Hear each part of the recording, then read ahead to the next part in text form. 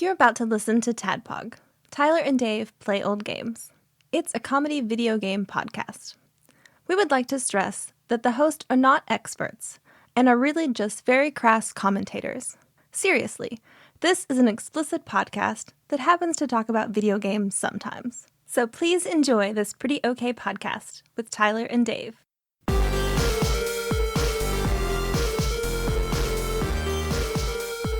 Hello, Internet. Hello. Welcome to a podcast we're too damn old for. Yeah. So, Tyler and Dave and Ian play old games. This week, we're back to the movie and game draft. Movie and game randomizer with Lethal Weapon. Yet another example of a game that covers the wrong. I watched the wrong movie. I have questions about that. We'll get there. Yeah, but Yeah, because I was like, who's this Guy Fieri guy between them in the background? Yeah, it's Pesci. Joe Pesci, who didn't show up till the second one. But that doesn't necessarily mean that this game is based on Lethal Weapon 2. Right. Because we'll get into it. okay, good. Because I want. We have things to discuss about Lethal Weapon. I've got questions for you. And I have today a list, TADPOG totals list for Lethal Weapon when we get to that segment. Okay, great. So, Awesome. Well, before we hit that, what you guys been up to?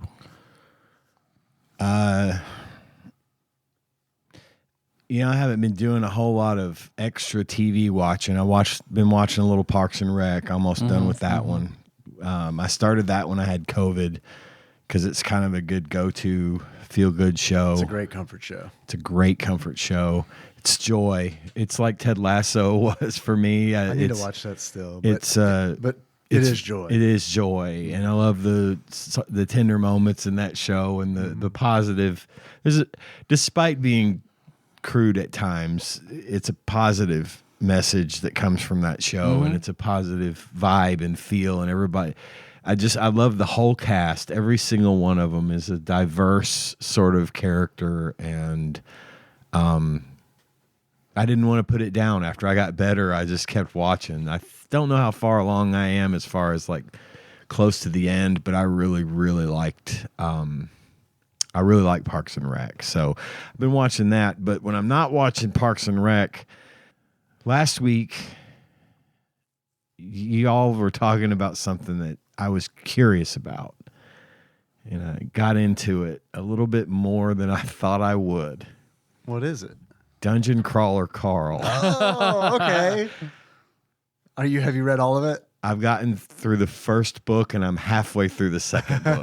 They're not terribly long. They're not like That's what Miller told me. Yeah. They're not Dark Tower long by any stretch. I think the first book is like 13 hours. You doing the audiobook version? Yes, and that is the way to fucking do it. Okay, so good. First and foremost, I fucking love this book. Okay, all right. Loved.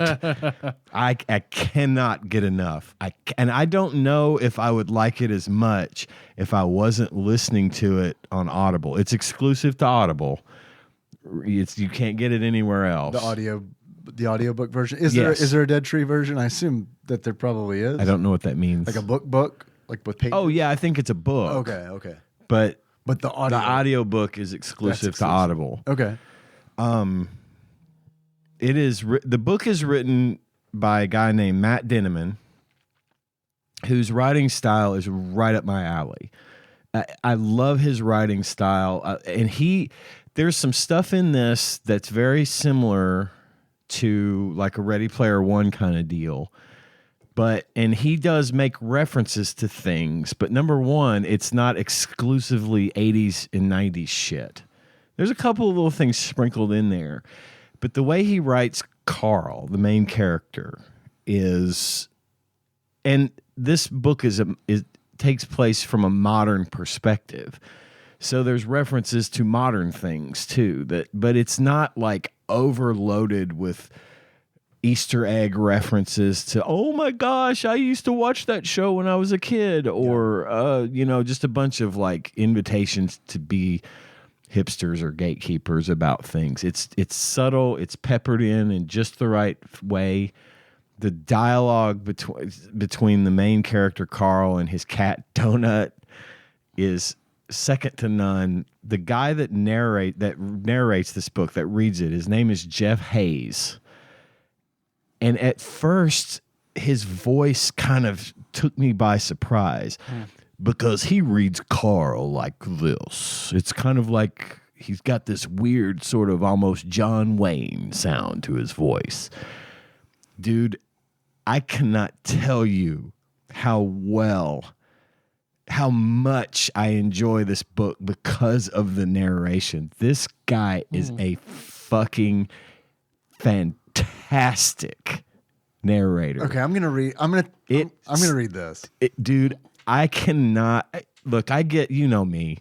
I get overly excited about things and I hype things up and I get people excited and then they're like, what? But you're not the only person who's told me that this is a good series. Several friends have told me this is a good series. If they don't make this into a fucking movie or a TV show, I will be fucking shocked. But what's really, really great about this is that the way this book is read by Jeff Hayes, it is absolutely not necessary to make it into a movie. He keeps the listener engaged.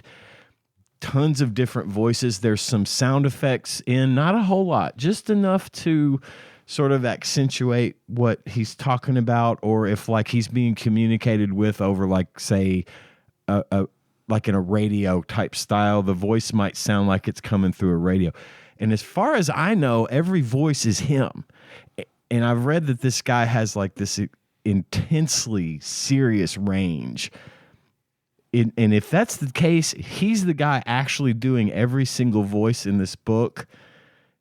I can see why he was picked for this job, because he was made for this. This was the studio. If you'll bear with me, I need to look up Studio Ghibli? No. Trigger? No. In absolutely no way is it associated with anime. Well, I'm out. Sound Booth Studio. Sound Booth Studio is the name of the production company. Okay. And apparently, in the credits of the first book at the end, he talks about how they put on like shows, like you can go and see them live and they'll do like, Is it a reading, or is it like I don't know. I don't know if it's like a reading and then they provide, Foley and sound while they're doing the readings live. I don't know what it is, but they were hyping it up and it is such a good book. It took me I had never heard of it. I had never heard anything about it until you mentioned it to me or on the show last week. Yeah. And I thought, Buck, I'll give it a try. Why not? I can't tell you how glad I am that just randomly came up. Cool, man. Because I fucking love these books. Well, I've heard a lot of people say really good things about it, but none of them have been as passionate about it as you just right now. Like, it's been on my list. It's kind of been on there, It's like, okay, a lot of people have said this is good, and I trust that, but none of them have spoken like you have, where it's like, well, okay, and I think you guys would dig it the most. I really do, and I think it's got a lot to do with the way that it's read and the way that it's produced. I think that makes it sort of the better. I think listening to this in audiobook form is the best way to listen to it. It comes across more like I don't want to say a radio play, because again, it's not overloaded with sound effects and bullshit like that, but it's entertaining. It's so entertaining to listen to. And if they're doing like a stage thing, like a production out of it, then see, I don't know if that's what they do, if that specific book is it. I just know that the studio themselves, they put on performances. Oh, okay. It may not be of Dungeon Crawler Carl. I got you. Again, I haven't looked any further into it. But even still, if the studio was doing stuff like that, I mean, it speaks to what I would expect from the audiobook, especially with what you're saying. Yeah, you can hear passion in this project, and you can hear the Jeff Hayes, the narrator. I mean, this guy is fucking good at his job. And in relation to Willie Mays Hayes? Probably. They're probably little distant cousins, if I had to guess. But man, I burned through the first book. I could not stop listening to it. And the second book is different enough. Like, I mean, it's the same stuff, and I'm not going to get into the story. I'm not going to get into any of it because I want every bit of it to be a surprise to the listener. I'm gonna listen to it, but for sure. Holy shit, guys. I mean, this was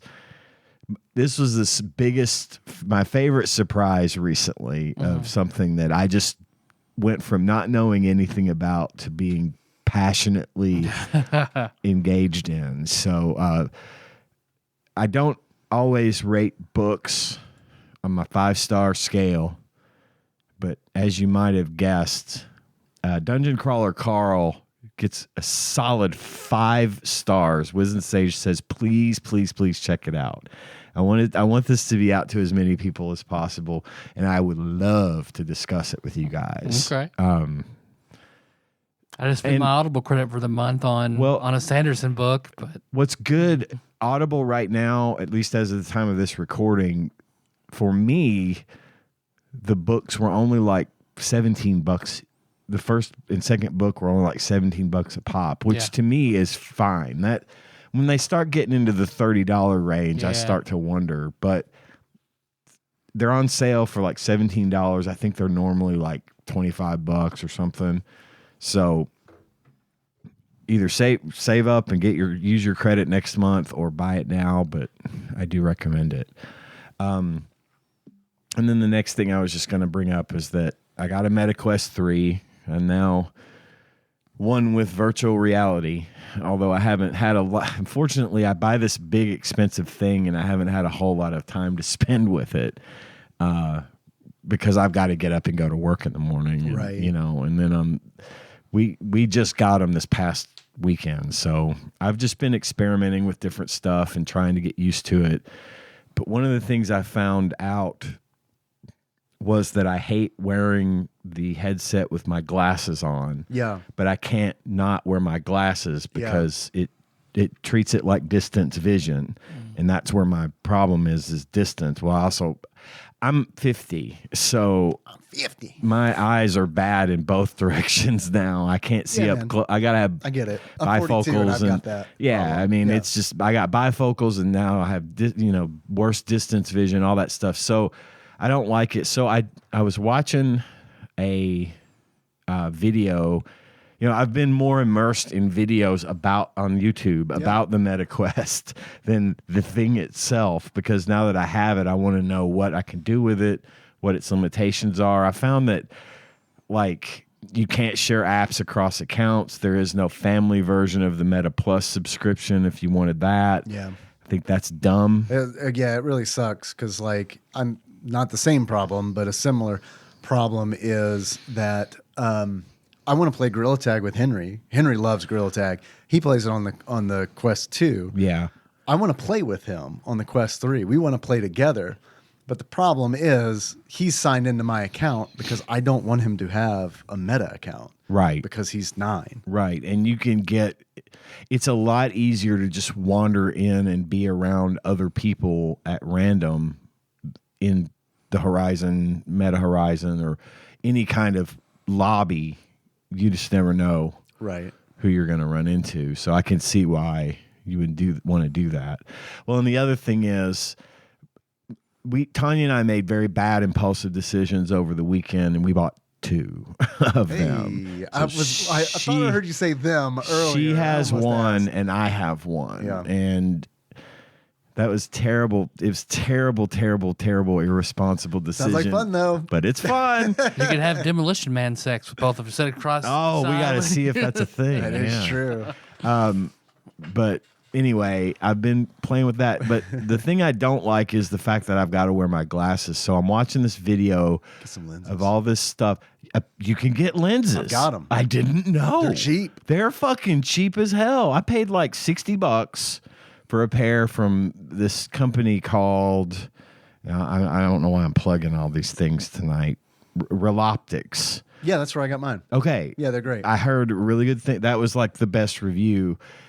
So I'm excited. Yeah, man. Those should be coming maybe next week. I'm excited to be able to put my headset on and not have my glasses on. That's why I went to the eye doctor. Is that right? To get a fresh prescription? To get a prescription. Yeah, because they wouldn't take my old prescription because it was out old. of date. Yeah.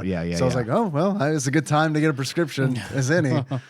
So I went to there and I ordered a pair because they got out of all. Apparently, I didn't know that so many eyeglass manufacturers make these inserts specifically for the MetaQuest. Yeah, I didn't realize that. And so I was watching that review of them, and this Reloptics was the one that came up as the best. They polarize them to help keep the shine down, right. and they can take, even if you have like a prescription like mine, which is progressive, meaning the top of my lens is distance, the middle of my lens is intermediate, and then a bifocal at the very bottom for looking up close. They'll take that prescription and reduce it to just distance vision because that's apparently what you're supposed to have. And that's my problem because I have to look through a specific part of my lens to see specific things. Yeah. But when I'm in the headset, I can't.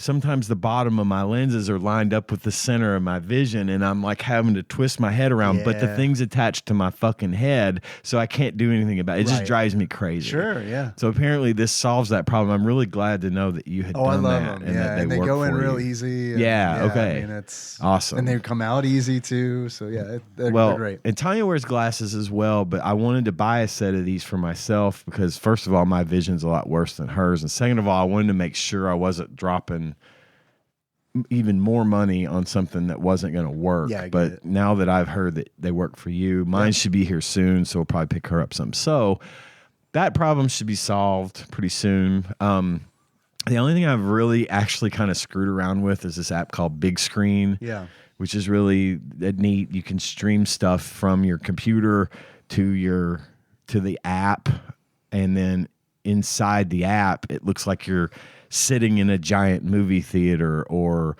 sitting in a drive-in or something, which is neat, and it works pretty well. And there's a social aspect to it where people will make like their rooms public, and you can go in and watch movies that they're streaming.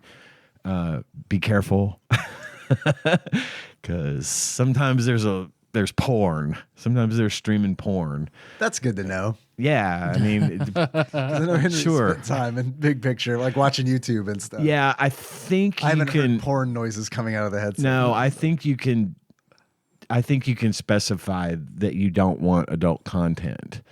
I'm going to check that. But yeah, you might, just in case. But it's a neat app. I'm trying to set it up so that Tanya and I can watch. We love to watch movies, and I'd love to be able to. She and I could just sit in our living room, and watch a movie as if we're sitting in the theater because we never go to the theater. So that would kind of like emulate that experience. But anyway, I don't have a lot to report on that one right now, but it's fun. And I think I hope we're going to get the use out of them that comes from spending the kind of money we did to get them. Yeah. But so far I've enjoyed it. Cool. And we'll see how that goes. That's awesome, man. I know Brew Pounder's probably real excited to hear that I'm in. I got a VR headset. They're big into it. Mm-hmm. So if y'all got some tips or tricks or things you think I should try with my headset, feel free to reach out on Discord, bit.ly/TADPOG Discord. We have a VR channel. That's right. I forgot about that. Mm-hmm. I'll have to check that out. Yep. Never mind. I'll go there. You don't have to come to me. I'll come to you. And that's all I got. Cool. That's awesome, man. Yeah, man, I got to check out Dungeon Crawler Carl for sure. God, I'm so excited. Yeah, so I'm going to, what I'll probably do is since we last recorded, I haven't touched Wind Through the Keyhole. I think I might do a dungeon crawler Carl as like a palate cleanser. A gap year. And then a gap book. Yeah. And then French leave. Try to get back into it. French leave from the Dark Tower. You're right. Yeah.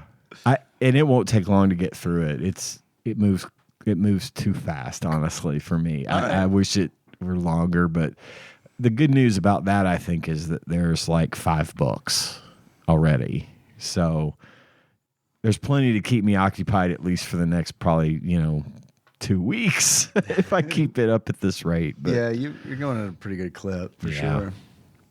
Anyway. I've been playing Final Fantasy 14. Started leveling Warrior, which I mentioned, I think, last week. Still doing that. That's still fun. I got, it's an old glam. Are you familiar with the term glam? Only in the terms of David Bowie. Okay. In the terms of the Dark Tower. Okay.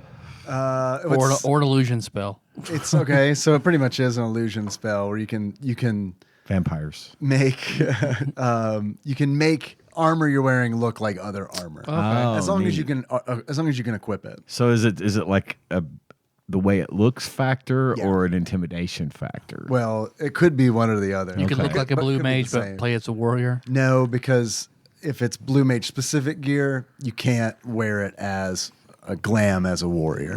It has to be something that you can... So you're tied to your class. It's tied to your class. Gotcha. And if it's a higher level than you are, you also can't wear it as a glam. It's essentially... Is that you get around wearing the shitty, stupid armor? Like you can definitely. I remember what is it, Subla gear or whatever? That's a thong in 11 that no one wanted to wear. Yeah, Cyberpunk is like that. Cyberpunk is like that too. You can deck out your armor with all these mismatched pieces of things to give yourself great stats, but then you can sort of veneer it with a business suit or a biker suit type of thing. Okay, gotcha. It's like a cover for what you're actually wearing. Yeah. It confused the shit out of me when I first started doing that in Cyberpunk. I'm like, wait, what am I actually wearing? It took me forever to understand what they were doing. It's confusing in Final Fantasy 14 as well because it's also it's beneath this like Square Enix complicated system as well, where it's like, man, now that I understand it, I'm good. But like, I had to have someone explain. It's a learning curve for sure. Yeah, it's like it feels like there shouldn't be a learning curve for something that's it's purely cosmetic. It would be like if you had to like go to school to learn how to put on a raincoat, But I got one for Warrior that I really like. I fought Odin. And he drops this like, it's old content, but I mean, he drops this like really awesome set of armor that's just jet black. And then there's like this helm, right? That's got like, it's a black helm that matches. Antler helm? Yeah, it's got the antlers on it. And the eyes are just like white, like Ninja Turtle eyes, like from the Eastman and Laird. Yeah, I love it. It's awesome. I love it. And then I started leveling a healer. I started leveling Scholar, which I really, really like that. It's so much fun. It's so different than DPSing.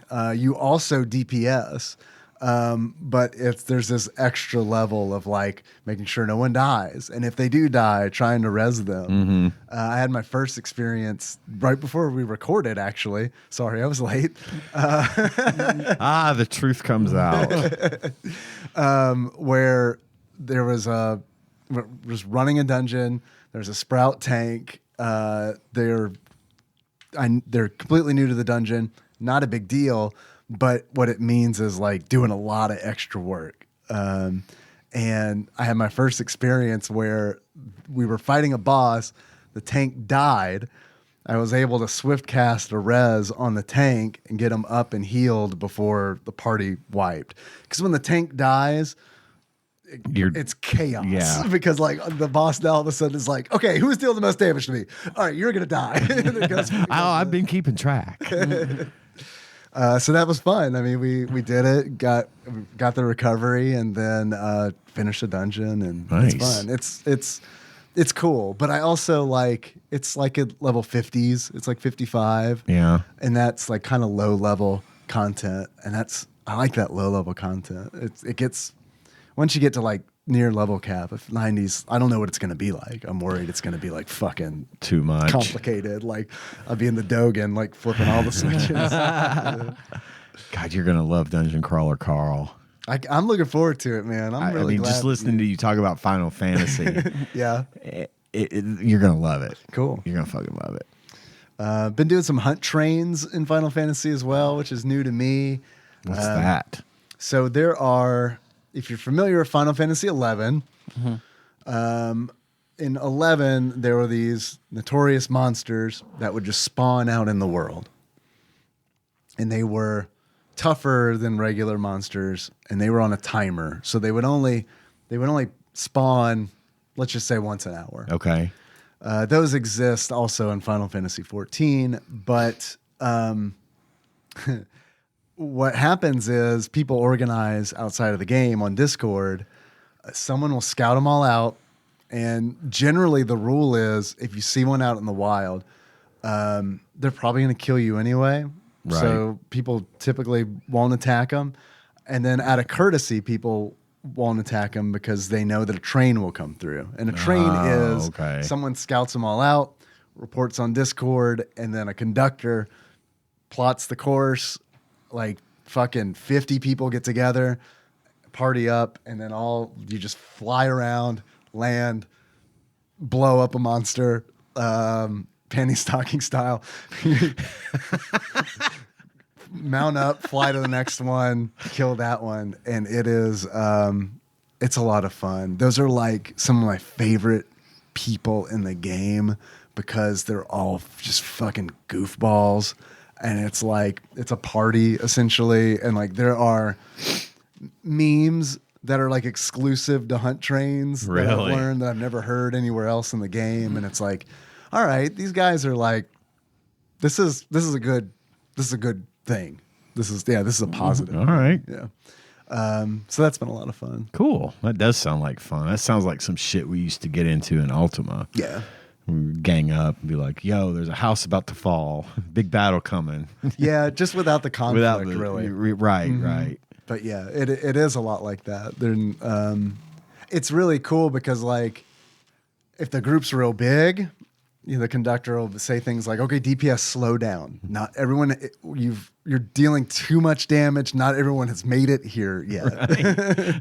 And then you just see people like turn around, like not attack until like people land. It's cool. It's a cool thing. That sounds like fun. And then other than that, I really have only been, I got Hades 2. Hell yeah. Hell yeah. So I've started that. I'm not super far into it, maybe like 3 hours. I do like it. Tyler, I know you're playing it. You streamed it. You streamed it a little bit, didn't you? Yeah. So I'd love to hear your thoughts on that. If we can have like maybe just a mini conversation. What do you think? I really like it. Yeah. I really, really like it. I'm interested in getting other weapons because I feel like the staff is a little slow, but really like it. I love that there are way more options. There's more shit to do instead of just build your shop or unlock a music track. I like that there's more shit at base camp for you to do. Got you. I like that a lot. I like it seems smaller too, like in a good way, more compact. Base camp does. Yeah. I don't know if it expands, but I remember in Hades 1 being like waiting for loading screens, going to like, I guess my room or whatever. Oh, you know yeah. You know, it's very cohesive when you get around. I like this tarot card grasp system more than the mirror in the first one. Yeah. You know, you can, redo your build based on how much grasp you have and the weapons you have. I like more loadout options, then change your weapon. Yeah. So far I'm still trying to learn, so I've had a few good runs. I've gotten about halfway through the second layer. I had a really cheesy build that got me through the second half. What was your build? I got lucky and got a dataless hammer that let me do. Every time I pressed special, I did it twice instead of once. That's awesome. So, and then I got Demeter, so I had freeze on all those. Demeter is my fucking on my special. So I was, and it was seeking. Oh, on your special. Yeah. So it was seeking and freezing, and I did two at once. So I would just like walk around, just I got real fucking far with that. Yeah. It wasn't until then in Oceanus there's a lot of projectiles, a lot of projectiles. Yeah, so my standstill and hone, and you hit the pipes tactic, on the side of the wall and shit. Yeah, and they blow up on you. Yeah. So the boss, like there was a boss like Sea Serpent that like we took a huge chunk out of me, and it was just whittled me down over time after that. So this is only on Steam right now, right? I think you can buy it from the Supergiant store. Oh, I have no idea. And I think if you don't want to buy it on Steam, you can buy it still on PC, I assume. I don't know if there's a Mac. I don't know if there's a Mac version on Supergiant or not. Well, I've got an Xbox, which I know the console release is probably not. They're not going to put it out in beta, but I'm pretty much committed to Xbox. I don't have a handheld anymore, right? So it's probably gonna. If I want to play the beta, it's gonna probably have to be on PC. Although if they had a Mac version, I'll look because if they do, then I'll just play it on my Mac. That'll be fine. But because then just it popped up my head. I had a good Dash and Scorch attack build too. Because man, holy shit! Poseidon's Dash, where you just ride the wave around for huge damage. I haven't used that in Hades 2 yet. Oh, does it work the same as it does? It takes a fuck ton of magic. But I lucked out and got the Demeter boon where stand still for a second and your magic refills. Yeah. So I would just do that and then try to hide for a second and then go around again. And my attack was super strong with Scorch from Hestia. That's the first time I beat the Hecate was with that. Dude. Hestia, I don't know that I've gotten Hestia yet. Yeah, they got us a fire, Hearth and Home and Fire. No, I sure haven't. I haven't found Hestia. Have you gotten, who's the armorer? Who's the blacksmith god? Hephaestus. I haven't had Hephaestus yet. That's awesome. I didn't know he was in it. I didn't like Hephaestus at first, but I had a really good run where I had a boon from him where it's like your special has a chance to deal 400 points of damage in a burst. Yeah. And then that was really nice. And then I was able to upgrade that. And then I got a duo with him and Apollo, which increased the radius of the explosion. I haven't got a duo boon yet. That's awesome. That's the only one. That's the first and only one that I found so far. I bought it from Karen's shop. I'm ready for his official art. Because he's just the cloak. Think that's not it? No, I watched the beta and they said that if you see the cloak, it's not. They haven't finished it yet. Oh, okay. I wasn't sure. And then there's also some background art that you might have noticed, where it's like that's not finished. Where it was, I can't remember what gods, but it's like it looks like it's just kind of like roughly put in. Yeah, not really detracting. I don't think. I mean, and I was surprised Hestia's art was finished because in the beta test that I watched, Hestia wasn't, and then by the time I started, she was. But I noticed Charon still both wise still hasn't been finished. I like it. I think it's good. I think it's tough for me because I haven't played Hades 1 in a long time. So it's tough. It plays a little differently still. It does. And me coming into it having not played Hades for a minute, to me it feels very similar. It feels almost too much the same for me. But then again, like I said, if I would have played Hades 2 weeks ago, I'd probably notice the differences that exist. That makes me want to try it more because I have recently played Hades a lot. I went through a phase before it kind of fades. I'd like to see it. And apparently if you have, it can be run on a Mac. You just have to have something like Parallels or Crossover, which I will probably get anyway because I've been looking for an excuse to have something like that on my Mac. So that's probably what I'll do because I think it would look amazing on this little guy. Yeah, for sure. Yeah. I'll be right behind you guys. Sweet. You'll probably pass me because I mean, I was talking to Grim about this yesterday, where it's like, man, Hades 2 is awesome. I do like playing it. I do like playing Final Fantasy 14 more. Yeah. I'm going to have that problem too because Overwatch. I mean, I have the same Overwatch problem that you have with Final Fantasy. It's not a problem. I mean, for me. Well, you know what I mean. And I don't mean problem. I mean preference. Let's say preference. Yeah. That's what I want to play. Yeah. No, you had it right the first time. It's a problem. It's been fine. I was trying to be nice. Yeah, I appreciate it. But yeah, I mean, Hades 2 is really good. And because I saw some dude on YouTube was like doing like Pact of Punishment shit already. It's like, good Lord. I hear I don't know if this is true or not. I haven't like done any research on the game. I heard it's longer. I don't know if it's just 4. Does that mean there's more levels or just more story? Because I guess really you're inverted, right? Because now you're on the outside and you're trying to get into Hades, into Tartarus, where Kronos is. Is that the theme? I assume. I like how the story is being told. Yeah. Because you're really not told everything up front. You kind of piece it together. From the way I understand it, you're at the crossroads and you're trying to defeat Kronos, who you've been told is now at the throne, right, of Hades. I love that it's Hecate. I've always loved Hecate. Hecate, Hephaestus is my favorite god, period, but I've always loved Hecate too. So far it's like scratching all the itches that I really, really wanted to see. I'm glad. I mean, this is a real basic statement, but I'm glad to see Apollo. I thought it was weird that Apollo was at the first game. That's what Anna said too. Apollo's like her favorite god, so she, yeah. I like the fact that Demeter is in it. Yeah. Demeter was my fucking jam. I got Aphrodite last night in awesome. Oceanus. You got who? So, Aphrodite. Aphrodite. Okay, cool. Yeah, I got Aphrodite. I'm still not a huge fan of Aphrodite. Yeah. I hope Dionysus is in it. I haven't gotten Dionysus yet. I haven't gotten Dionysus or Hermes. I know Hermes. They talk about Hermes. From what I saw the Fates list said meet the instigator and meet the messenger was like a goal on what the Fates list that I got. So I assume that's Hades or Hermes rather. Yeah, probably messenger is probably Hermes.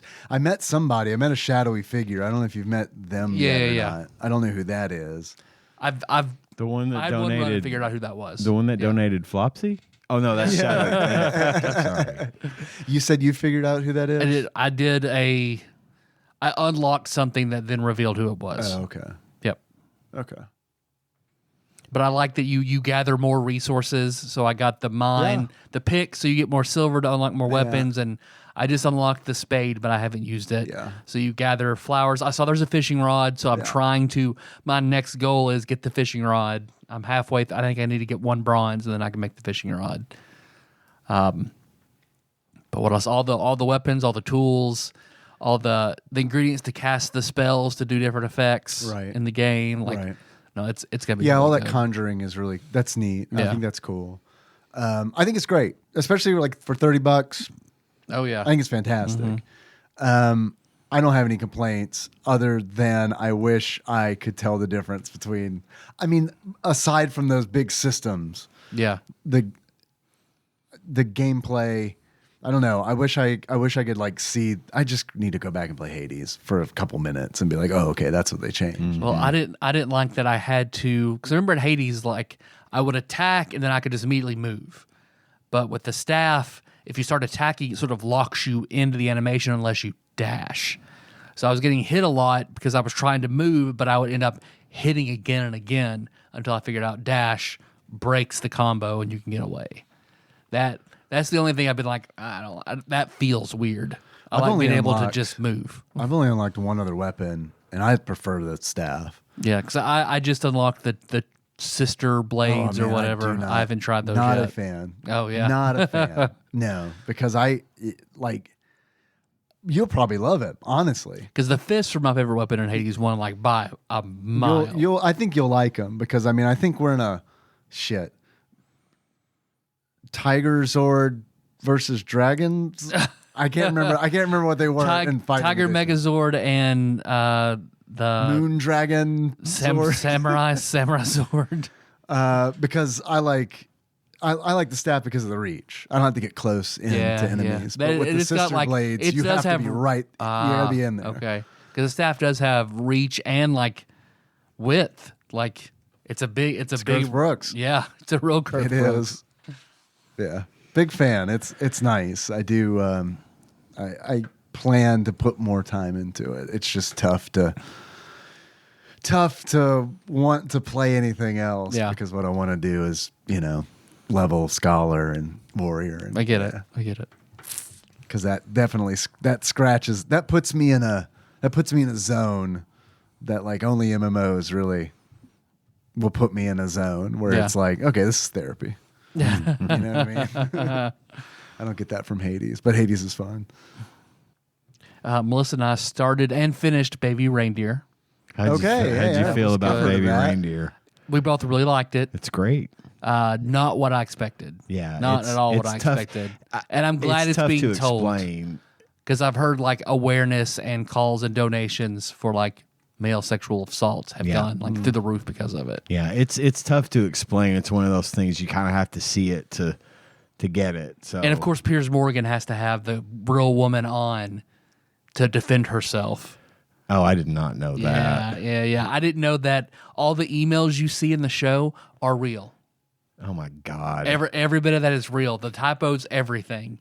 That's upsetting. Yeah, so he because the actor who plays it happened to him, and he all the emails are real. True. I knew it was a true story. I didn't know that was the real shit. The emails and the texts and all that. Yeah, man. Well, I'm glad you guys liked it. Oh yeah, and I think it's gonna go a long way towards spreading that kind of awareness. I mean, it's an extremely entertaining show. Because I felt bad. I felt terrible for Donnie in a lot of ways. Yeah. But also just wanted to choke the shit out of Donnie at the same time. Exactly. It makes you, it gives you this sort of love-hate kind of deal going with like him. You get mad, but realize it's the trauma. But at the same time, it's like, dude. Do something. Don't do that. Don't do that. Tanya and I were watching it and literally screaming at the TV. Don't do that. What are you doing? You get really invested into what's happening to him and what's happening with her, and it's good shit. I'm glad you guys were able to watch it. And the actress who plays Martha is fucking phenomenal. Yeah, she's fucking great. She better win like a Golden Globe or some shit. There needs to be something. Fantastic. There needs to be several awards handed out for that one. Really, it really does. Probably be Emmys because it's a series. Oh yeah. But yeah, no, I agree with you there. So again, Hades 2. Talked about that, and then I started laying my floor. Oh, good. The handyman started doing that. Ripped up some laminate and found, look, water damage. So we caught that, and now I'm got a fan going inside to dry that out. Where my bathtub was leaking into my kitchen. I guess now's the time to find that. Yep. Good thing you didn't put in, thousands of dollars of new flooring and then have to fucking pull it all up again. Yep. Oof. So house ownership is awesome, isn't it? I love it. I love it. I just paid off, the oven that burnt out, and Hell yeah, and then the washer and dryer that finally came in. So now floor payments. You own your appliances, though. That's got to be empowering. Well, after having to go to the laundromat, yes, it is. Technically, I paid off my roof. Hell yeah. I refinanced my mortgage, and in that mortgage, I rolled the cost of the roof into that, and so I was able to call the finance company today that was going to charge me 14% interest over fucking 15 years or something, just whatever it was, and say, hey, y'all are going to be getting a check from my bank to pay off the loan. No thousands of dollars of interest for you. Yep. That's what you get for no penalty for early payoff, suckers. Yeah, I got to pay off my Care Credit card. So Care Credit, that it's actually a card for medical purposes, but a lot of dentists will take it, so you can pay over time at the dentist instead of lump sum. Right. Because them dentists, they want their money it's fucking now. Awful. And then it's their money. and they need it now. So I got some dental work done on it, and they have no interest for a long time. So I was paying it off bit by bit. And then the interest kicked in. I didn't really realize how much it is. And it's all of it. Yeah, it's like 33%. It's like, good Lord. It's the interest that you didn't pay on up to that point. Yeah. Yeah, a lot of credit cards Gotta finish will do that that off to you. fast. When they say 6 months, same as cash, pay it off in 6 months, or they're gonna get you for all that interest you didn't pay for that first 6 months. Yeah, it's not a big amount, but when I saw that, I was like, okay, that's next priority. yeah. Gotta whittle that down.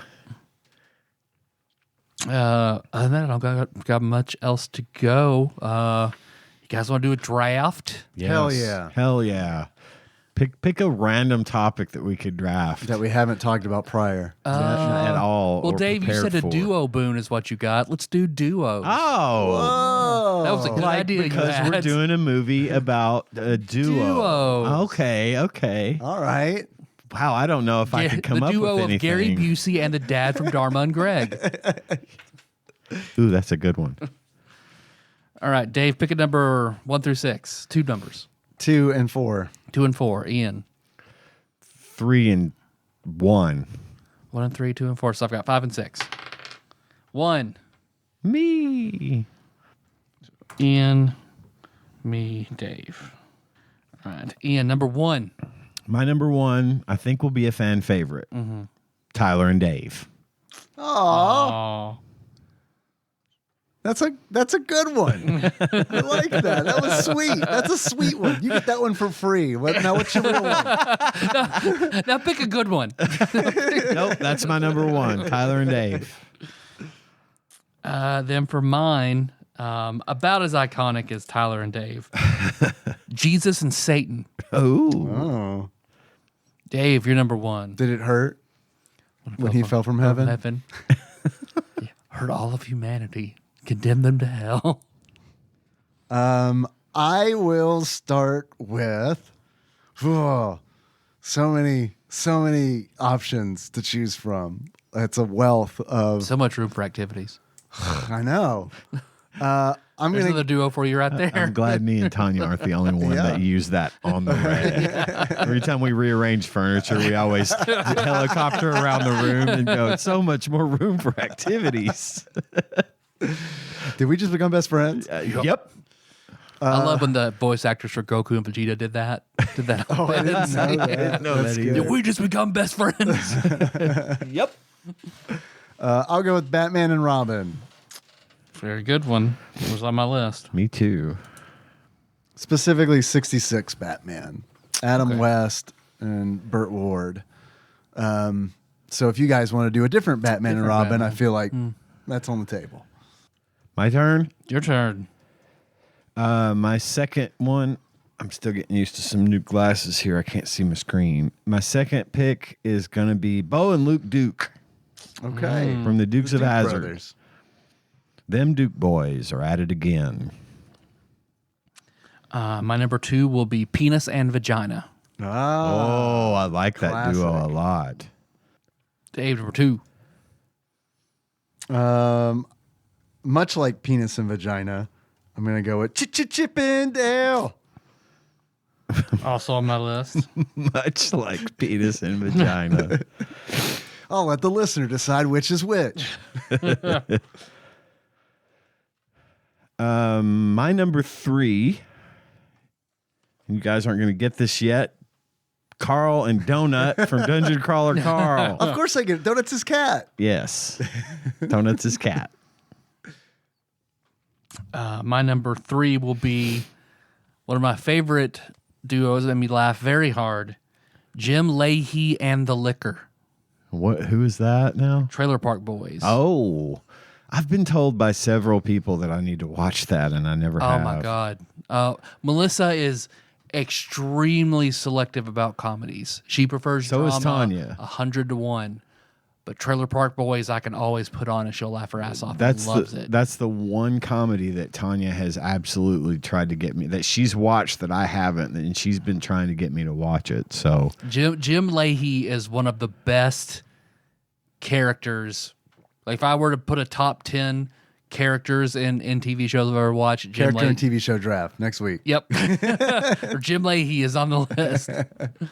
No one plays a better drunk in any form of media. I know who he is. I love that guy. Yeah. He's in everything. Yep. Yes, I didn't. Okay. Yeah. Oh, I saw a snippet from that show. Because he said it was a thing where he was like, I carry a breathalyzer, so I always know that sweet spot. Bit. Just enough to drink to get me to that sweet spot, so I'm not too drunk, but I'm not sober. Just enough so that I'm happy, and just enough so that I'm good when I'm doing it. He was also in Devil's Rejects, if that for what it's worth. He passed away last year, I think. That sucks. The show, they haven't really done a normal season since. Okay. They did an animated one where they used clips of his voice, and they did a season where they're in jail, and he's not there. Okay. Dave, you're up. Well, I'll go with this duo since my heart just about stopped when you said because they make me laugh. I was like, fuck, he's going to take it. Chris Farley and David Spade. Nice. Yep. You and I have similar lists. That is an excellent pick. Even when they do even when it's the same sketch. It's fine. Yeah. It's all right.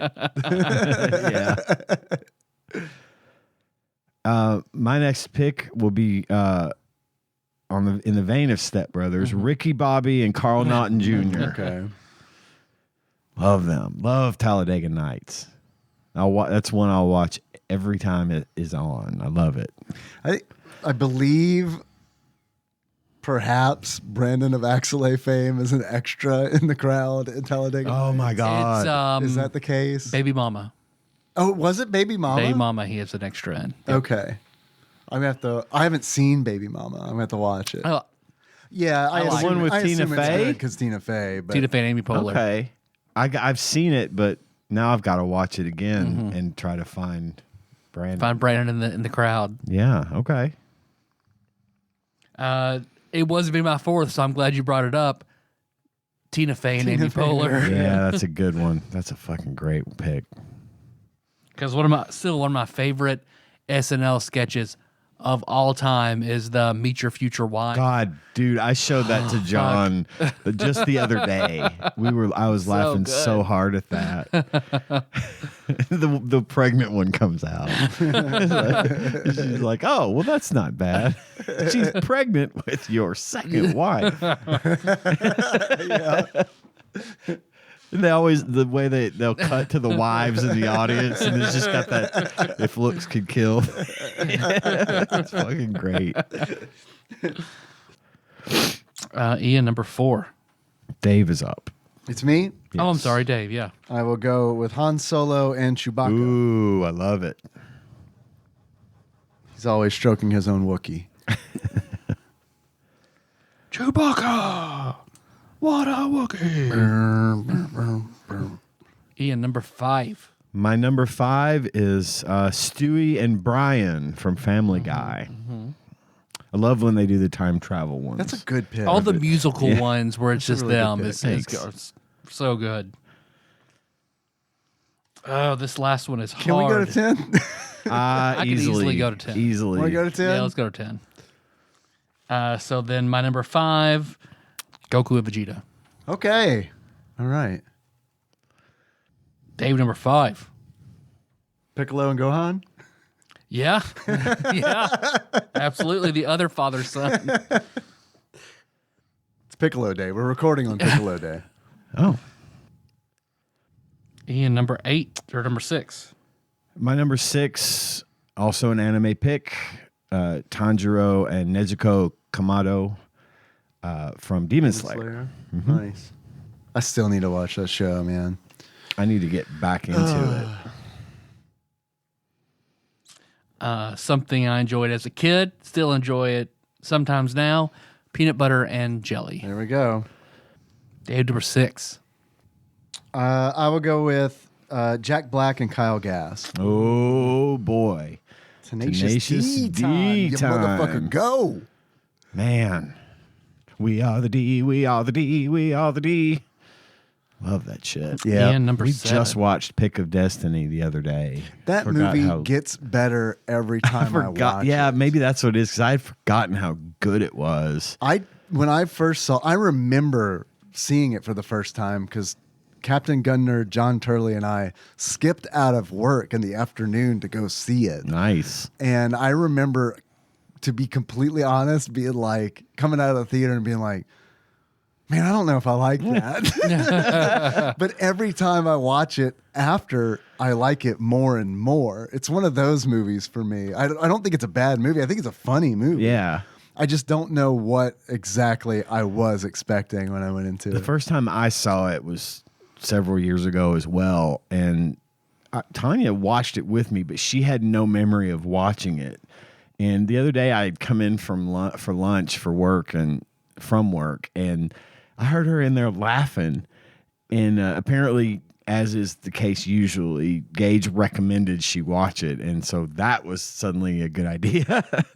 If I recommend it, she's like, well, Gage says something to her. She's like, oh, really? Okay. And now it's her favorite thing. Anyway, she was watching it, and she was laughing at it. I was like, oh, fuck, this movie's great. And she's like, I've never seen this. I don't know how. I'm like, bullshit, you've never seen it. Man. She's like, well, I must have tuned it out. Dude, I've forgotten how many fucking Amy Poehler is in that movie.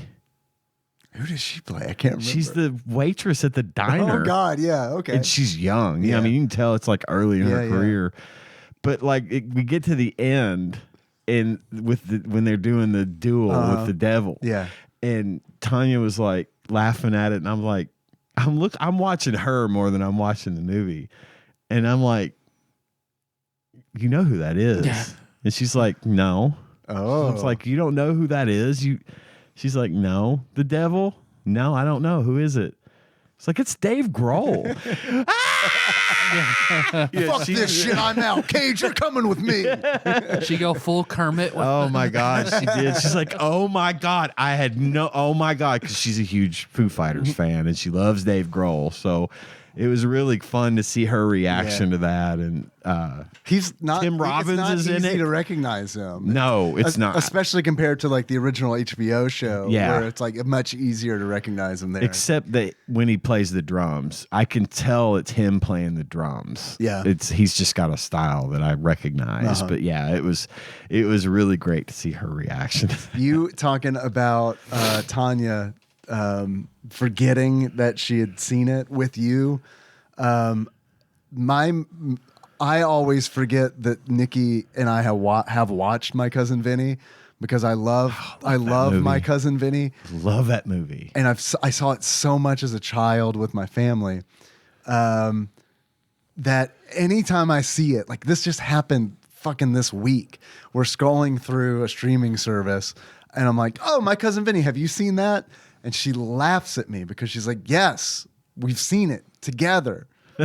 You ask me this every time you see. So you forgot that she had seen it. Yeah, and I keep forgetting. You keep forgetting it. Nice. I think that just means we need to rewatch it. Agreed. Everyone should watch My Cousin Vinny on the reg. Fucking movie. It is. That scene with her on the stand doing the stuff about the cars is one of the hottest things ever. Yeah, it's great. Yeah, she won. She won Best Actress for that. Yeah. Probably. Great shit. Aunt May. There's still the whole thing if they read the wrong name by accident when she won. Oh, really? I didn't know that was a thing. I've heard that's a whole... People think by their reaction that the guy had... I've seen that's the rumor is that they read the wrong name. But you know that... But she deserved it anyway, so I'm good with it. But like what happened recently? Who fucked it up recently within like... I say recently, but they're like, oh no, I'm sorry. It was Emma Stone like La La Land or something. Yeah. So I feel like I feel like if they make a mistake, I don't know, maybe it depends on the host. Yeah. To realize, oh wait, no, I'm sorry. Oops. Or just like, rip. That's why they keep that shit locked in a briefcase with a fucking pair of handcuffs on it, so they deal or no deal. Yeah, exactly. Good pick on the Tenacious D. That got us off on a really nice topic. So Ian, number 7. My turn, number 7. I'm gonna pick Black Widow and Hawkeye. Okay. I love their dynamic. And I love Jeremy Renner, and I love Scarlett Johansson, so it works out for me. My number 7, I'll grab Joey and Chandler. Good pick. Stay true to my roots. Dave, number 7. Damn, we're already to 7. Mm-hmm. Damn, and I'm keep adding stuff to my list. Shit. I'll go with Mario and Luigi. Very good one. Ian, number 8. Mario. Luigi Mario. Key and Peele. Nice. Damn. I didn't even think about that shit. They put the pussy on the chain wax. My favorite Key and Peele is the guy that gets like super excited about everything and he like sits down for a continental breakfast at the hotel. I visit all the countries. God, that makes me bananas from. That makes me fucking die laughing every Don't time. You love a continental breakfast? I never get tired of that. Ever. Gremlins 2 is my favorite.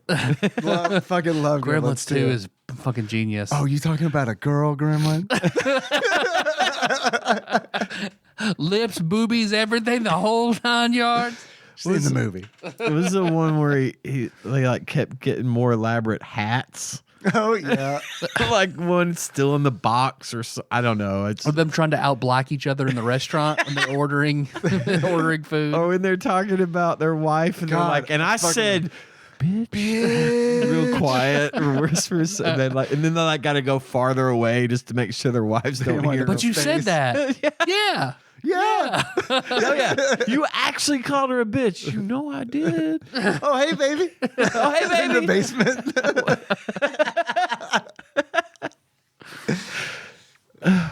Number 8. Troy and Abed in the morning. Hey, that's good. Very good. Dave, number 8. We're on 8. I'll go with Jake the Boy and Oi the Billy Bumbler. I was saving them for 10. Ian, number 9. Sorry, I lost my. Sorry, good podcasting. Andy Dwyer and April Ludgate. Yeah, nice. Fuck. From Parks and Rec. Fresh on my mind. Really good. So then I'll grab Jim and Dwight. Okay. Ooh, good one. I prefer them to Jim and Pam. You like Roy? You're a Roy and Pam guy? Yeah. Yeah. I'll piggyback off of Jake the Boy and Oi the Bumbler with Jake the Dog and Finn the Human. Ooh, nice. All right, Ian, number 10. Coyote and Roadrunner. Okay. Yes. I think I've mentioned this before, but my parents, when I was a kid, I wasn't as into Coyote and Roadrunner because it's a little bit more cerebral in the sense there's no dialogue, you know. Mm-hmm. And my parents would laugh and laugh and laugh at those cartoons, and I never understood why. And then at some point, it kind of hit me why it was funny. The ironic, you know, or painting the thing on the side of the tunnel on the side of the mountain, or just the overall like multiple failures of Coyote, no matter how elaborate things always got. They used to laugh and laugh, and then I finally got the joke, and that became like my favorite part of Looney Tunes. So good duo. My last one will be Naruto and Sasuke. There you go. Dave, round it out. You guys want to do 15 or? I'm good at 10. Okay, I'm good at 10. Okay, we're good. You can honorable mention all day long if I you'd will like. have a lot. My 10, I can't not put Calvin and Hobbes on this list. So Calvin and Hobbes. Yeah. 100%. What somebody I was watching a TikTok, like he published the last one in like 96, something like that, and he's just been retired. And he just put out some sort of an art book. Yeah, he paints. Yeah. Yeah, he paints. He lives in somewhere in Ohio, I believe. Yep, he paints. So that's awesome. I think it's Chagrin Falls. I think is where he lives. Yeah, man, it's great. I really respect that. I think it's awesome. And preserve your medium the way you want it. Yeah. Don't sell out, and then just retire when you're. I don't know. He had to be in his 30s probably. Yeah, it's a good question. I don't know how old he was because it really wasn't an old strip. I mean, it probably had like a 12-year run maybe.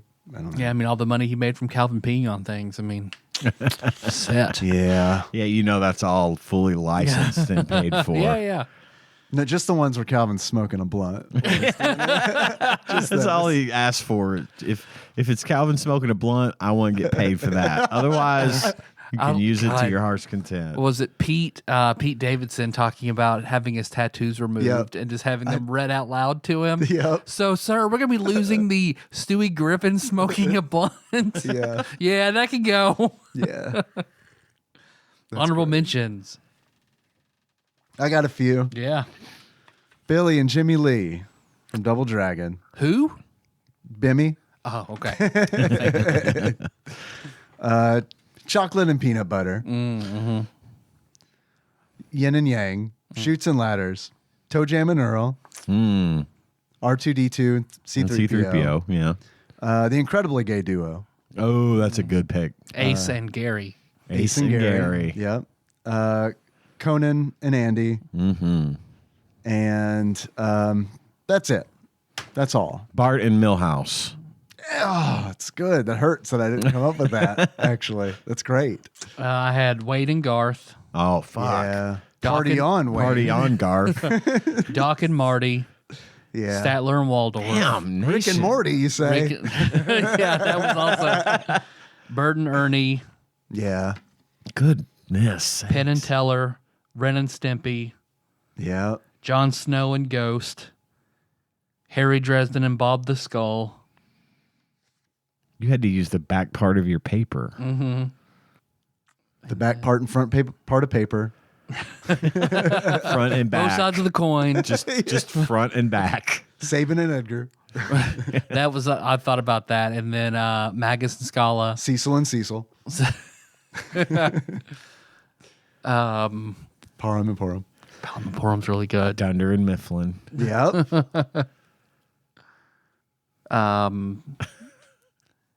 There's the Lucy and Ricky. I thought about that too. Hey, wow, yeah, that's good. Dick Van Dyke and Mary Tyler Moore.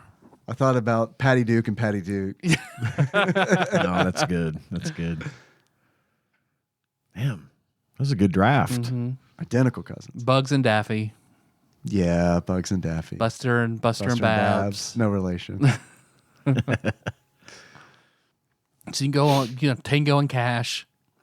Riggs and Murtaugh. Yeah. Which Dorothy and Sophia. I considered Riggs and Murtaugh for my list. Yeah, it's odd that none of us chose the characters that are in the movie and game that we're about This is to the only learn one I've about. ever seen, so I'm not that attached to them yet. I'm super attached to Riggs and Murtaugh. I've always loved them as a duo, but I liked my picks harder than this one. So Yeah.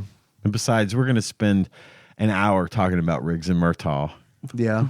Coming up, so I figured I'd leave it out. Take a break, then roll into movie and game talk. Yeah, let's do that. Hell yeah. Hell yeah. He's a criminal's worst nightmare. A cop who enjoys the danger. No guns, no jiu-jitsu, just bring him down. Do you really want to jump? Well, then that's fine with me. Come on. Wait, what do you mean? Wait a minute. What the... He was ready to retire. Now, he's gonna wish he had. Gun! Oh! Raj, meet your new partner. New partner. Too old for this. If these guys can just stand each other, What you got in there? 4-inch Smith. A lot of old timers carry those.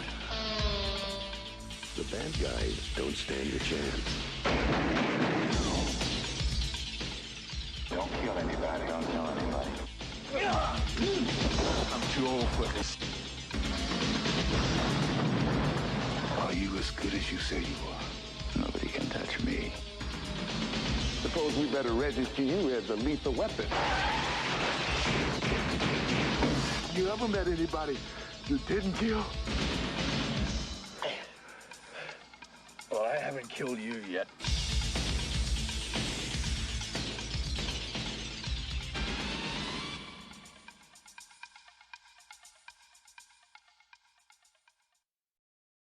And now for the game talk and movie talk. Yes. Yeah. Yes. Yeah. Yes. Well, Lethal Weapon. Lethal Weapon. Lethal Weapon. Yeah, it's the first time I've seen this movie. Same. I thought I had seen it before. I had not. What'd you think? Me? We're going to start with me? Sure. Yeah. You know Ian loves We're going it. to start with me. Would you like me to read my please list first and then we can just run with it? Yes. That sounds great. I'm trying to help you out here. You are helping. Okay. You look a little on the spot. All right. Occasionally I will do a list. I like to call it Wiz and Sage's TADPOG totals for movies that warrant such a list. And I did one for 1987's Lethal Weapon, directed by Richard Donner. So you said you whispered 1987. I'm sorry to interrupt, but I'm curious why. Because I also, when I saw it, the game was in 92, so I would have figured it was a 90s that movie. it was later. Yeah. Okay. Yeah, that's why Joe Pesci's on the game box, because I think Mel Gibson's hair is very 87 though. Yeah, so. it is. Yeah. It's even more 87 in the first movie. It's big hair. Yeah. A lot of Aquanet went into that cloth. I ain't kidding. Okay, sorry, Ian. No worries. Wiz and Sage's TADPOG totals for Lethal Weapon. Starting with the best part, not the best part, one of the best parts. 6 breasts. 1 naked Mel Gibson ass featuring ballsack glimpse. Oh, man. 3 background family feuds starring Richard Dawson. 1 flying hooker. 1 crazy Mel Gibson character who is somehow less crazy than Passion of the Christ era anti-Semitic Mel Gibson. Several references to Murtaugh's wife's bad cooking. 1 non-flammable Gary Busey. Copious saxophone music. 1 Three Stooges impersonating Mel Gibson because he's crazy, you see. It's because he's crazy. 1 movie theater marquee advertising The Lost Boys. Yes, I which Richard Donner also directed. Several mental health awareness red flags. 1 dinner time beatboxing session. Yeah. 3 street smart kids that know what's up when it comes to talking to the cops. 1 GoBots reference. 1 car full of heroin explosion. 1 mano a mano shot at the title fight. 1, last but not least, 1 police sedan forcibly used as living room furniture. Wiz and Sage's awards go to Jackie Swanson for playing Amanda Hunsaker, the half-naked prostitute who has a grand total of 2 minutes living screen time, but somehow manages to be the launching point for the plot of the entire movie. She also apparently had a brief cameo in Cheers at one point. Next award goes to Danny Glover's Murtaugh for saying things like, "Go spit." And you ever met anyone you didn't kill? And finally, the last award goes to Mel Gibson as Riggs for grumbling like Popeye while kicking the shit out of Gary Busey's character Joshua at the end of the movie. And that, my friends, is Wiz and Sage's TADPOG totals for Lethal Weapon. I love it. So where were the 6 breasts? So there was 2 in the beginning. Right. Those are right out the gate. First thing you see. Henry was watching with us. Even a little. And I was like, maybe this isn't. Even a little peek through the shorts as she's standing on the balcony. Get a little of that too, which is rare. That is rare. The other 4 come in the video. That is sent to Danny the Glover's. Porno video tape? Yes, of them taking a shower. I love that scene, man, where like her dad is like, there's the videotapes. And I'm thinking, oh, he means the porno videotapes. The porno videotapes. It's like, we know. we know. Understood that reference. You don't need to worry. Give your audience a little credit.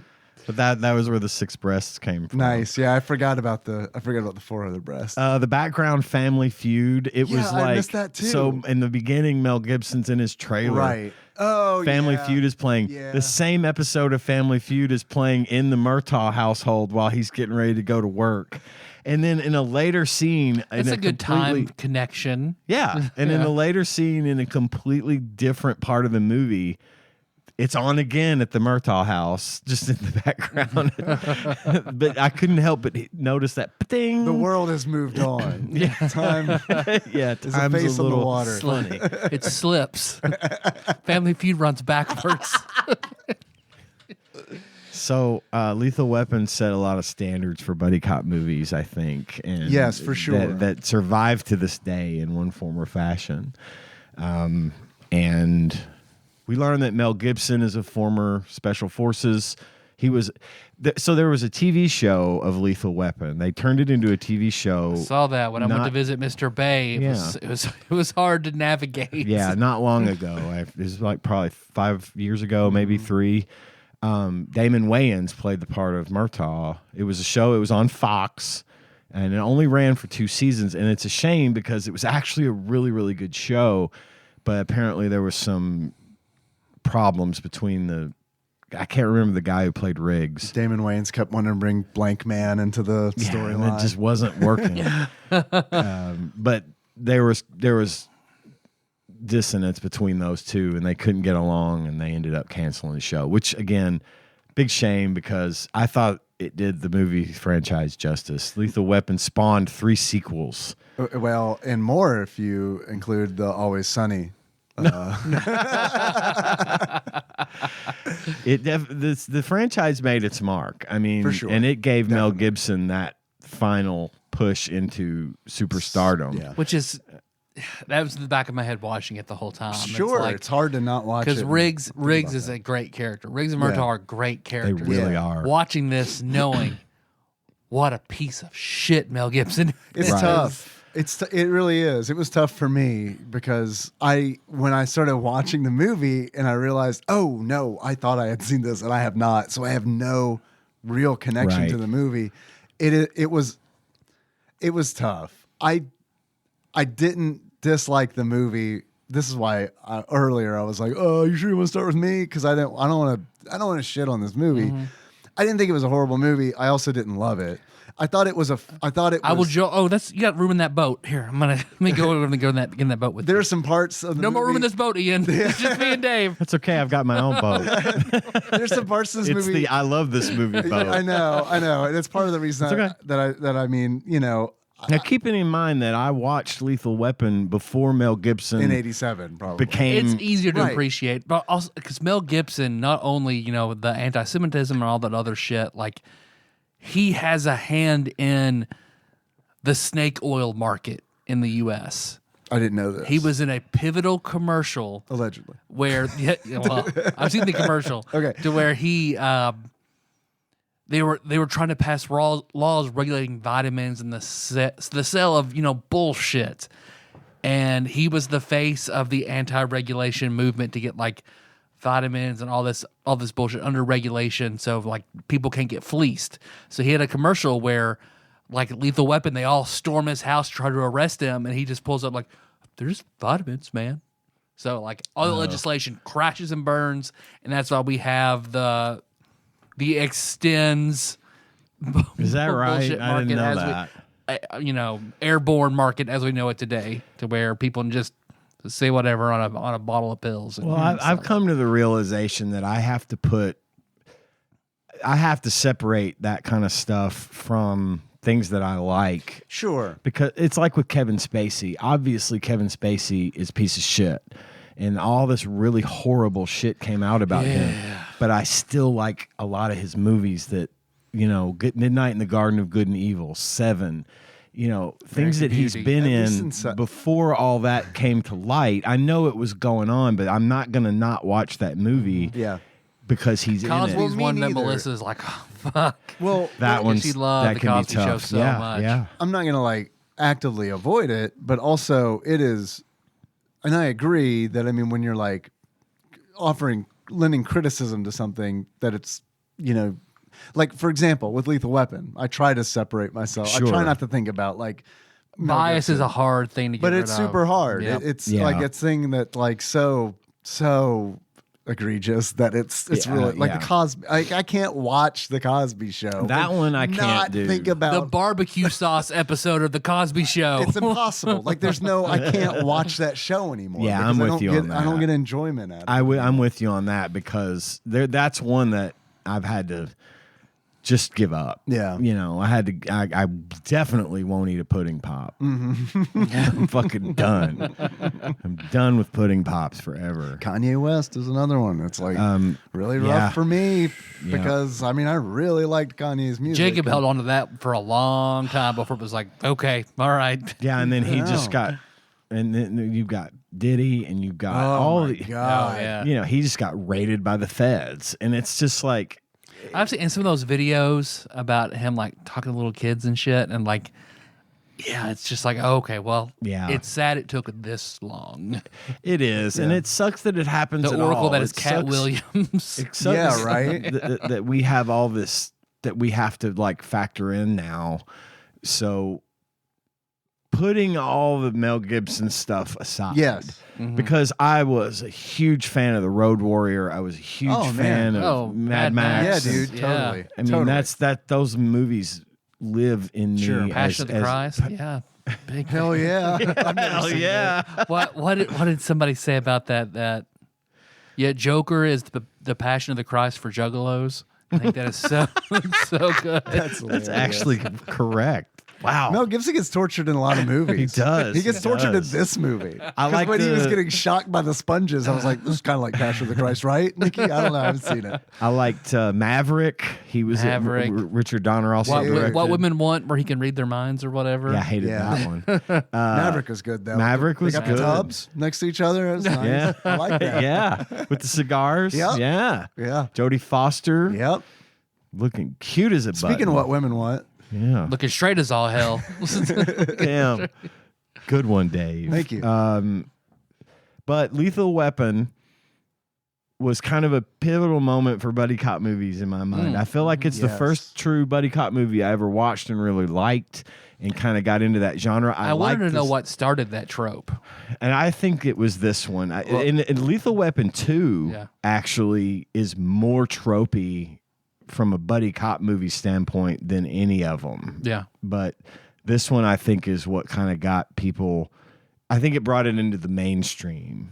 And you sure it wasn't 1949's Akira Kurosawa film where he does like the buddy cop? I didn't know that was a thing until I looked it up. And I was like, oh, okay. Yes, Tyler, I am sure. Yeah, come on. I actually knew you were going to ask me that question, and I came prepared. I've done my homework. This movie was a $15 million budget and grossed $120 million. It was huge. I remember I was 6 when this came out, but I knew about Lethal Weapon. And did Vince McMahon do the choreography? Because there are moments where I was like, oh, this looks like a wrestler who missed a bump and they're trying to fix it. Wrestling was pretty big back then. I'm just saying. Eric Clapton did the music. I thought that was odd when I saw that. It's interesting. Giving me one definite reason of not liking it. Hate Eric Clapton with an unholy passion that I'm not going to get into. But you like his anti-vaccination song, right? Yes, that is the one thing of Eric Clapton's that I like. And publicly racist comments. Fucking overrated. Oh, I didn't know that. Son of a bitch. Yeah, I can send you a link if you really want to read about what he has to say. Tears in heaven. Fuck you. Weird Danny Glover scene in the bathtub got me. I made notes. He's one of the opening scenes. We got Danny Glover. The movie takes place on the first day of the movie is Danny Glover's 50th birthday, which also reminds me of. Now I understand why I'm always saying I'm too old for this shit. Apparently, when you turn 50, it just comes naturally. You can stretch. He's sitting in the tub. Yeah. Not in a bubble bath. There's some bubbles, but not a lot. Yeah. And his 2 daughters, one of which is like 5. One is a teenager. Which is less concerning to me than the teenager. When she came in the room and they talked and like, I looked at Nikki, I was like, is that his girlfriend? Nope. Nope. It's his teenage daughter, and both his sons and his wife all come into the bathroom with a birthday cake and sing "Happy Birthday to you." Happy birthday! And you don't know if they have a cake bath? It's my favorite part of every year. Cake bath. It's cake bath day. Lay a little bath water on that slice. Dunk it. So I thought, he's naked in clear water. Apparently, that's not a problem.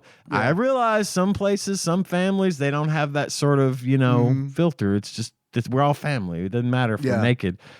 But maybe don't put that on the big screen because I feel like that's going to creep some people out. Yeah. Maybe even me. I don't know. It was a weird scene. Richard Donner. I thought it was weird. Richard Donner's thing. That's what his family did. Now, if you give me just a minute and sit right there, I'd like to go through a list of Richard Donner movies. Okay. And this also may explain one of the reasons, besides the fact that I just love the movie, why I'm into Lethal Weapon. Richard Donner apparently has my fucking number because I went through his list and I had forgotten how many movies he had done that I have seen several times in my life. He did The Goonies, right? He did Lethal Weapon, The Goonies, Superman the movie. Right. Superman 2, The Omen from 1976, The Omen. I mean, that's a classic horror film. Didn't know he did that. He did Goonies 2, which was whatever. NES game. All the Lethal Weapon movies. He did Conspiracy Theory starring Mel Gibson and my other favorite person, Julia Roberts. Maverick, he directed that. He directed Scrooged. Wow. Assassins with Sylvester Stallone and Antonio Banderas. I haven't seen that. Timeline starring Paul Walker, which is in Gerard. Fuck. I'm not going to look at his name because I don't have a lot of Gerard Depardieu. It's not Gerard Depardieu. Gerard Butler? Maybe it's Butler. It's based on a Michael Crichton novel. It's a great movie. It's not a great movie, but it's a good movie and a good book. Radio Flyer, The Toy starring Richard Pryor, The Lost Boys. Right. Free Willy. He directed Free Willy. Let's see. There's a couple of more. Let me go through this. Tales from the Crypt, Demon Knight, which is an awesome movie. Yeah. Love that movie. X-Men from 2000, year 2000. Really? Oh, yeah. X-Men Origins Wolverine, Any Given Sunday. Womp womp. Yeah, really. Tales from the Crypt, Bordello of Blood. Oh, okay. Corey Feldman joint. Yes. John Candy's Delirious. Okay. As not to be confused with Eddie Murphy's Delirious. Right. Or John Candy's Raw. Or John Candy's Raw. Exactly. And that pretty much covers the major ones that I wanted to mention. Okay. And I just was like, I never really gave it much thought as to, how many fucking pivotal movies for me. God, Superman and Superman 2 were my fucking jam when I was a kid. I watched those movies on fucking repeat if I could because I just loved them. And I think it's his style, the way he frames things, the type of film he uses, the sound he uses. I think those all could be really correlated to one another. Who played Superman again? Christopher Reeve. Sir Reeves. I saw a TikTok interview of him where he is just like talking about how much he hates Marlon Brando and working with Marlon Brando, how terrible he is. Yeah, and he was Jor-El, and it's like he had all of like 5 minutes on screen with Jor-El throughout the entire franchise, and still hated working with Marlon Brando. Letterman is like, he was awful. Christopher Reeve, may he rest in peace. One of the greats. You are missed dearly. Richard Donner, and I think besides for me it being a great movie, I just love his style, and so that's why it resonated with me so much. I thought it was a pretty. I thought it was a pretty funny movie, and I think it's because I was kind of expecting the plot. The plot didn't make a lot of sense, and and by that I mean that I feel like the policeman in the movie jumped to a lot of conclusions, and it worked out okay. But like it normally does. But it's an action movie, so I get that. Mommy told me police shoot black people. Right? It's like, damn, this is 1987. No shit, right? LA has sucked for a long time. I thought that was a great part in the movie that where he's questioning the child who like witnessed the bad guy posing as the gas meter maid. Yeah. I thought that's there are a lot of scenes in this movie that I feel like are great. Yeah. And I feel like that is one of them. Another scene in this movie this is my favorite scene in the movie, and you touched on it when you're talking about the beatboxing. My favorite scene in the movie is when Riggs is having dinner. Oh yeah, with Murtaugh and his family. Absolutely. And Rianne she's staring at Mel Gibson at Riggs. Loves him. Just absolutely staring him down. Like her hand rested on her face. Dreamy. I love that scene because like there's so much unspoken in that scene that is happening between the characters. Yes. And because the younger siblings are laughing about it and joking about it. And they start rapping about it. Yes. Oh God, it's adorable. I love it. Fucking adorable. I love it. Anything at their house. Yeah. Their family the life. Family stuff I think is really, really good. Because I like when Riggs and Murtaugh are like on his boat in the driveway. Just shooting the drinking shit. beer and shooting the shit. I really like those scenes. And it's got a really good, I think the plot is really good. I liked the story that they were... The premise of the movie and the investigation and the mystery and all of those things that really call back to like those old Dirty Harry movies and stuff where we've got a single mystery to solve and we're gonna leverage all of our talents and skills to do so. I mentioned Dirty Harry when we were watching it because there's a scene where like when Riggs and Murtaugh first get partnered up, the first thing they do is go deal with a jumper. Yeah. And I was like, I looked at Nicky, I was like, that's like Dirty Harry. That's like the first thing they went on. Funny thing in that scene, Riggs is crazy. He's crazy, everyone. Right, in case you didn't know. Yeah. He's an ex-Navy SEAL or an ex-Special Forces sniper. And he is struggling with not wanting to live. Suicide, the death of his wife. Because his wife passed away and he loved her so, could not make it. Day to day, it was a struggle for him to stay alive. In his trailer, it's a fucking intense scene. Mel Gibson did a good job. He really did. And it was very That's what believable. makes Riggs a good character. Yeah, it really does. And Tyler, it's as you said, the characters in this movie are driven by things that they're so well written. And so well acted. And it's like they're just like opposites to see how they clash. Like they were opposites in a complementary color sort of way. Right. Exactly. And so being a cop is the one thing that Riggs is staying alive for. He loves being a cop. And one of the things, when they go to the jumper, he goes up there and stands on the ledge of the building with the jumper. Which the jumper, I was like, that's Eddie Dean. Yes. Oh my God. Yes. Absolutely. Well, at one point he handcuffs himself to the jumper and he's like, all right, you're going to have to come with me. And the guy's like, hey, what are you doing? He's like, oh, you want to jump? You want to die? Let's do it. And they jump off he forces him to jump off the roof. There's a big airbag below him at that point, which again is sort of the thing I mentioned about mental health and red flags. Right. And, sure. Yeah. There's a lot of we hadn't quite gotten to the point in dealing with mental health issues and seeing that in people yet. By the time this movie. but definitely not in 87. There's just a little glitch in that scene when they jump. They're actually not. You can see that clearly that they're not handcuffed together. Right. And because that would be irresponsible. But I feel like it was one of those deals they didn't want to shoot. Multiple times. Yeah.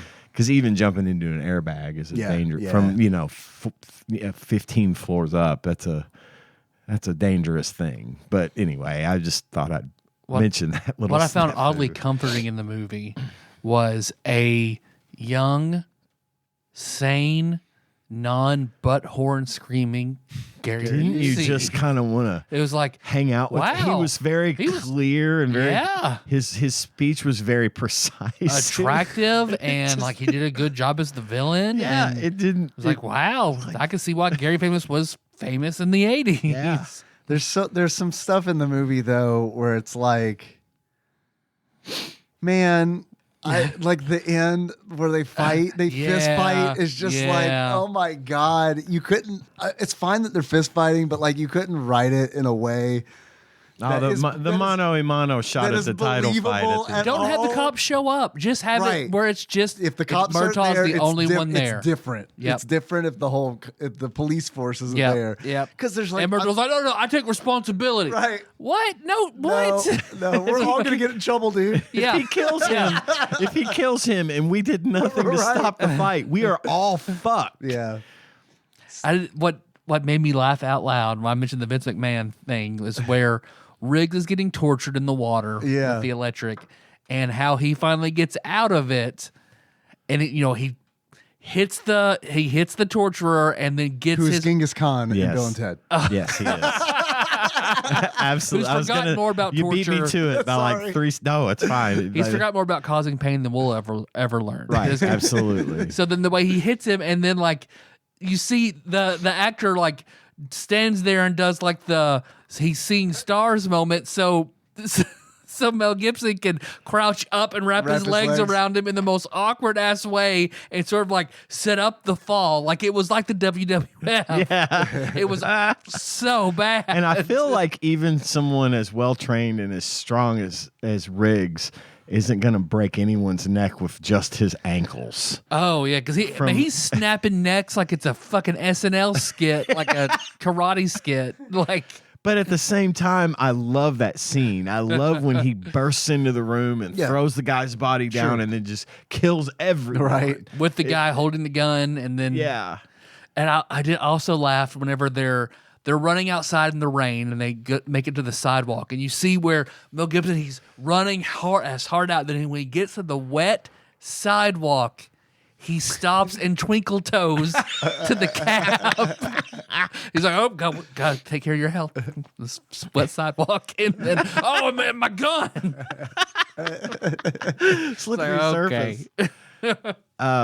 There's a standoff in the desert that I really liked. I like that too. Well shot scene. Man, get in the car. Get in the goddamn car. And she jumps in the limo and drives like crazy because his daughter had been taken hostage. And then meanwhile, they think Riggs is dead. And he's out in the bushes with a sniper rifle. And then the heavy gets a drop on him. Greg's dad gets him. Yep. Yeah, they're all. I can't see that guy as anything else. Ever. Greg's dad? Dharma and Greg. Yeah, Greg's dad. Greg's dad. You're right. Absolutely. John Turley's favorite show, Dharma and Greg. Admittedly. Yeah. Another fun fact, Danny Glover was actually only 40 when he played this role, not 50. Because he's ripped. Yeah, dude is strong. You don't see like it Ernie Hudson in his 70s ripped. Yeah, yeah, for real. There's a reference in the water was clear. Get these bubbles out of here. I didn't work for you not to see all this. All right, Mr. Stallone. There's a reference to Air America, which is the CIA. It was the CIA. It was Air America was like a CIA front that they used in Vietnam to drop like supplies to the people that live in Vietnam, like relief. But it was really a CIA spy operation. But there's also a movie called Air America starring Mel Gibson and Robert Downey Jr. About that. Huh. So I thought that was an interesting reference. And then by the last thing I've got in my notes, by the Die Hard rule, this should be counted as a Christmas movie. It's funny you bring that up. Especially since it takes place in L.A. at Christmas time. Which makes me question why Die Hard. Yeah. Because I was thinking the same thing. I was watching the movie. I was like, is this a Christmas movie? Yeah. And I'm like, I mean, it is. Man, maybe Die Hard isn't a Christmas movie. That's the closest thing to like a Ashley Shake and utter disbelief face I've ever seen you make.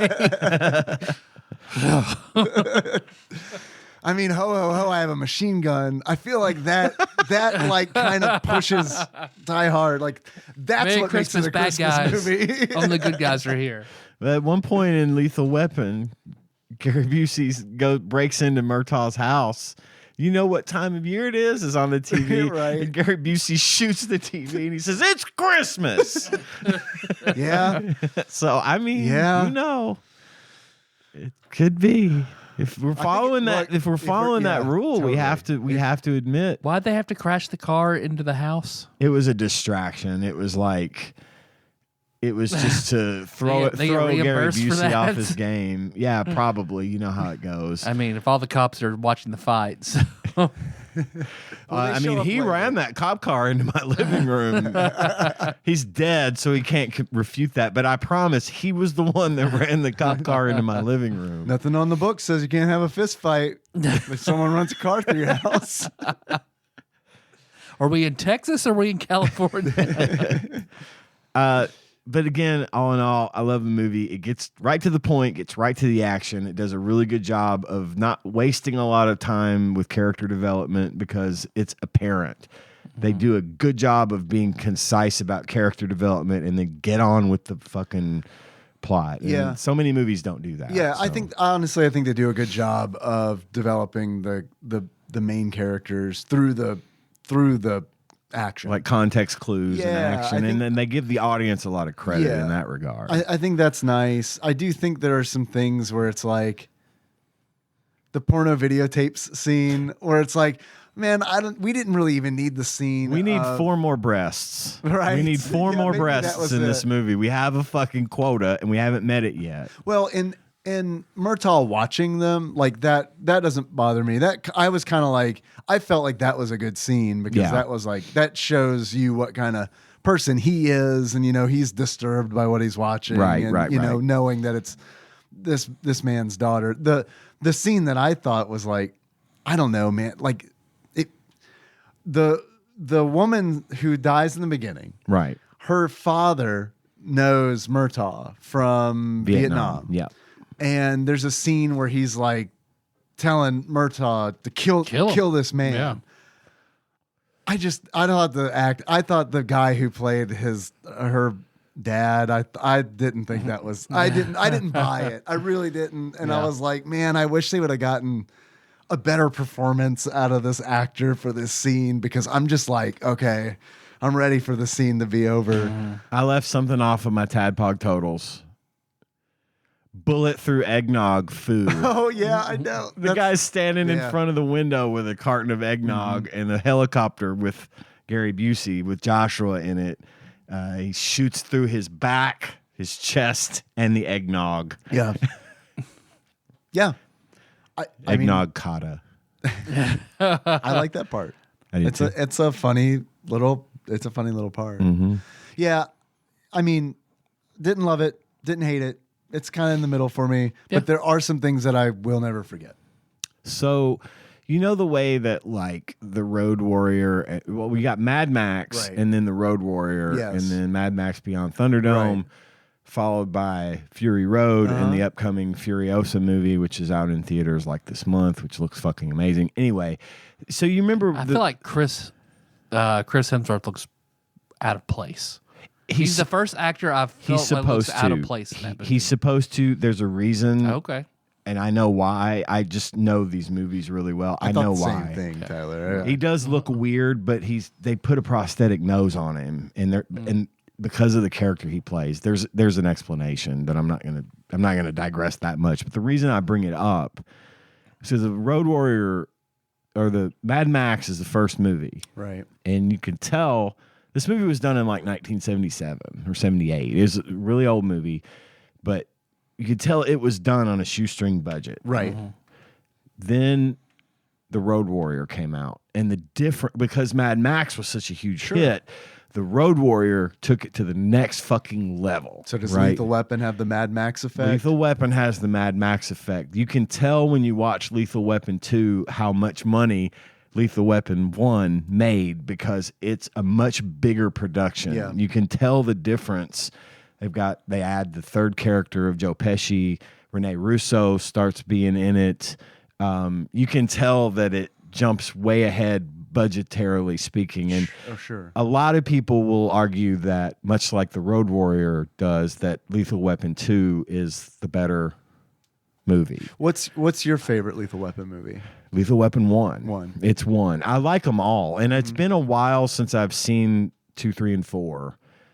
Even like I've seen 2 more than I've seen 3 and 4. Which one has the bomb in the toilet? 2. That's the one I've seen. Yeah, that's the one everyone has seen, because I think it was one of those somehow people. Well, everyone that has said they've seen a Lethal Weapon movie, most of them have seen Lethal Weapon 2. Kind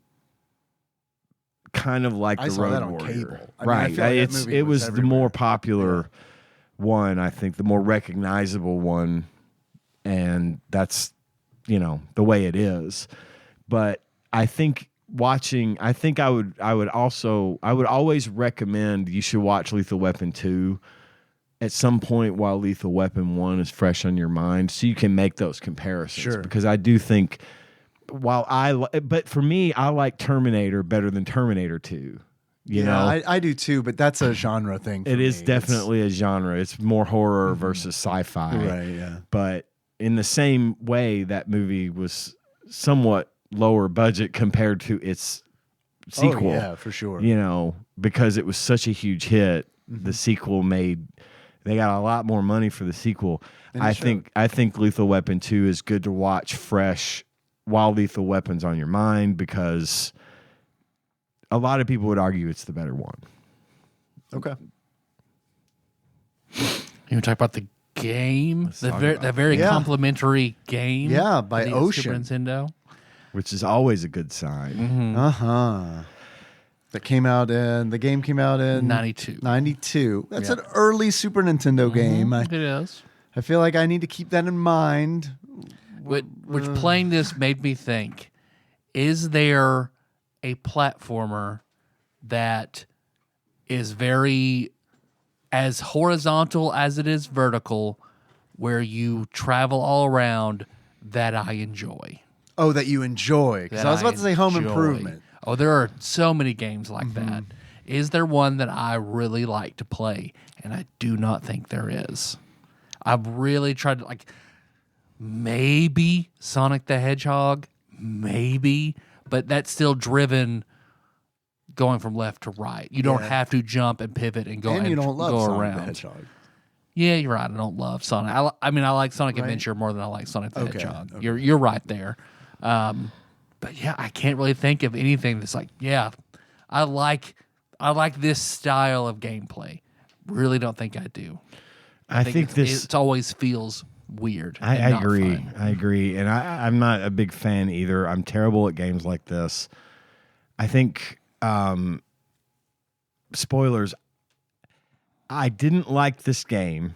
It sucks. I think the game sucks. But I do think there would have been a market for this game, because as cinematic platformers go, first of all, graphically, obviously, it looked like an NES game. Man, it was the NES game looks better. And this it's a beat 'em up.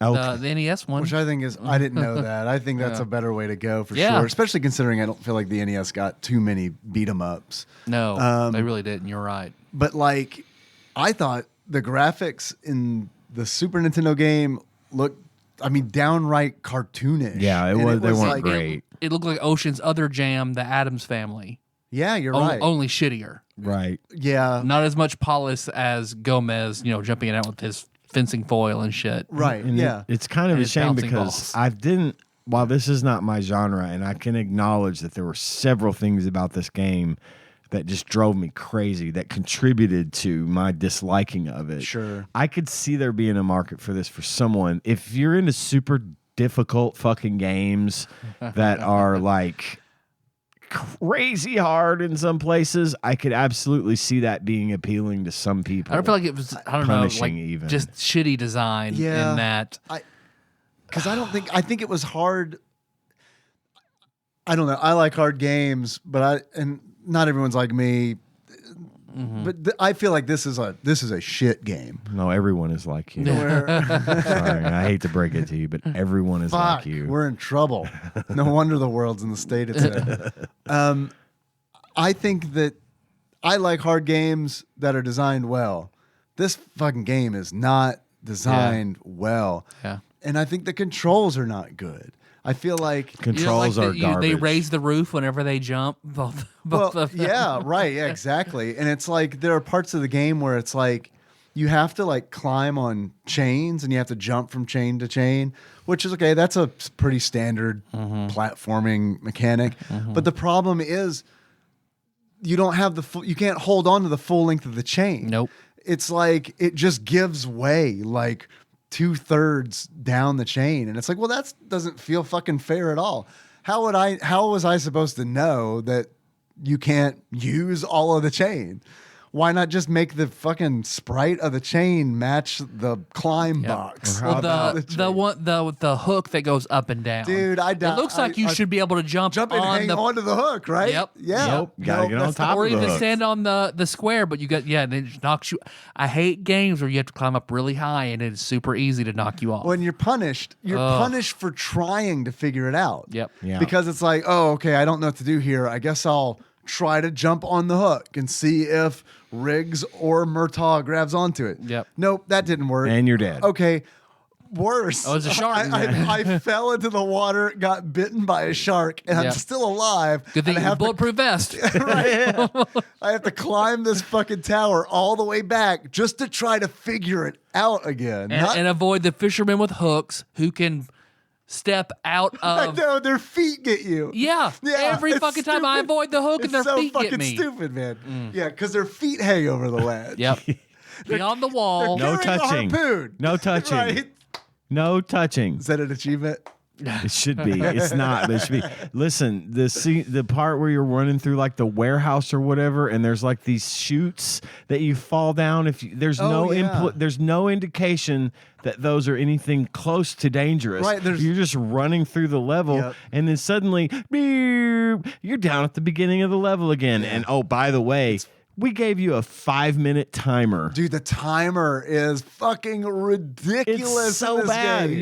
You cannot find Dolly's clocks laying around. You cannot beat the game. You cannot beat it unless you find the clocks that give you 1 minute extra time. It's the design and the is clips that look like cigarette flawed. Cartons. Oh, yeah, the power-ups, you get extra clips. Because, you don't have unlimited ammo. Yep. I thought a nice touch would have been, because in the movie, there's a bonding moment between Riggs and Murtaugh where they're talking about what kind of gun they're carrying. Yes. But the guns in the game are the same. Yep. And I think it would be so nice if they were different, because Riggs and Murtaugh in the video game they're the same. Yeah, they're absolutely exact. They have the same stats, same everything, the same shoot. Yeah, they needed to do a little dichotomy there, and it needed. You're absolutely right. If the guns had been different, that would have been a nice touch. It would have been a very nice touch. Like, hey, we actually watched this movie before we made the game. Yeah. Thought we'd throw a little Easter egg in there for you. We're not going to do anything else, even remotely like the movie, right? But except for the scenes from the movie that pop up from time to time. Yeah, they had. They had. Hey Mo. Yeah, I know. Why choose that to voice modulate? Like out of everything. When you pick Murtaugh or Riggs as the character, so when you play the game, you start as one or the other, and if you die, you get to try again as the other. Right. And but yeah, when you pick each character, it'll say, if you pick Murtaugh, he goes, I'm too old for this. And then Murtaugh says, hey, Mo.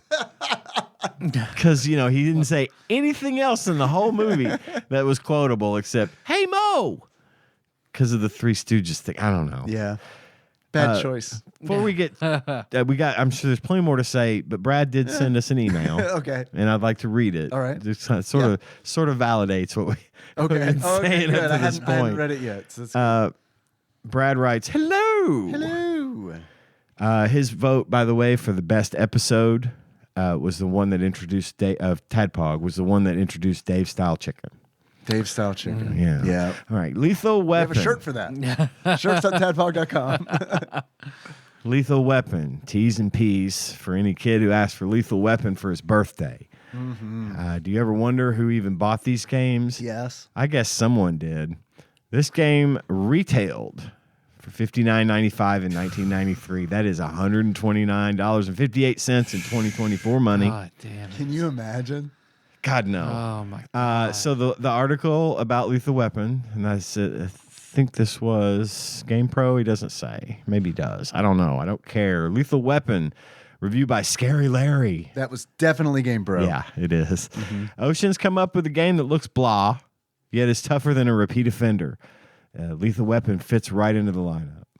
The Blue Badge of Courage. Ocean based this one-player action-adventure game on the hit movie the same name. In the game, you pick your favorite cop, Riggs or Murtaugh, and undertake 5 side-scrolling undercover missions. Yeah, undercover, where you just run and shoot at everything. You can begin with any of the missions, which include a dockside drug-dealing operation, a ransom plan, a shopping mall terrorist situation. In L.A., this is considered a state of emergency. Why would a terrorist situation not be a state of emergency anywhere? He says in L.A., this is considered a state of emergency. Yep, because it's terrorists in a mall. Can I also bring up in the movie whenever the bad guys want to know if Riggs is alive or not, they just call and ask. Yeah. And the cops are like, oh, he's dead. He's dead. All right, let's go. Pretends he's a reporter. God. Yeah. Well, it was the 80s, and it's a lot easier to get information about people, spawning several new stalking laws in the late 90s. And his other piece of evidence was he shot him in the stomach with a shotgun. So, I feel and blew him through a storefront window. Yeah, that part reminded me of The Dark Tower. Yeah. With Callahan. And, absolutely. The Dixie Pig. Yeah. Yeah. Anyway. Ransom plan, shopping mall, terrorist, state of emergency, and an office complex riddled with terrorists. In your final mission, you investigate an ex-sergeant who steals armor-piercing bullets, or sells armor-piercing bullets to L.A. criminals. I think that was the plot of part 2. I was going to ask you if any of these missions Pretty sure were the bullets in any of the movies. I think the armor-piercing knife-throwing bullets. chef, was that in the second one? The boss of the first level? Maybe. It's been a minute. I watched a task run because I couldn't do anything. Because I think I got to the boss of the second mission. I did not. I gave up on the first mission because I was like, "This sucks. This is not fun." Let me try the second mission, and then I think I got to the boss of that. It was just a dude. Listen, I played mission 3 first, and I went down the chute twice and turned this shit off. It's like, nope, I'm not. If that is the first thing that's going to happen to me, I know I'm going to hate this fucking game. Well, the indicator for me was I played the game, and I was like, okay, how much longer do I need to play this? And I looked 40 down, minutes. 52 minutes left. 52. And I was like, oh my fucking God. I hate this game. All right. Okay. The review continues. Honey, I Shrunk the Cops. The problem right off the baton. God, this one's full of puns. The problem right off the baton with Lethal Weapon is the scrunched graphics. The tiny Riggs and Murtaugh characters look more comic than cop-like. They do look and the villains are miniature miscreants. The standard backgrounds fail to save the game's graphics, and unfortunately, the music's not very good either. It would be more fun to stay at the firing range all day without earphones. Man, I thought that Mission 2 music, I thought that was a jam. There were some I'm not gonna lie. The music is the best part of this game. I agree. I think some of the music was kind of a rocking. Yeah. You know?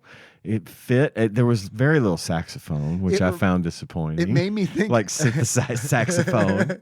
Yeah, I know. They really used that saxophone. Ooh, boy. Really used it. And I was like, Too much saxophone. It was too much. Me. It was like not regular sax. It was like sexy saxophone. Yeah, Or I was like, why are they playing sexy saxophone? This guy's busting a drug deal. Why?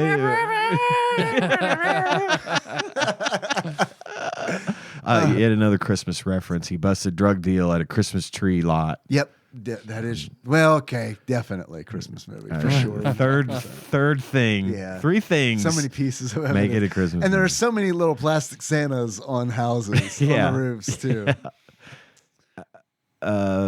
We got one more paragraph. Okay. Assume the position.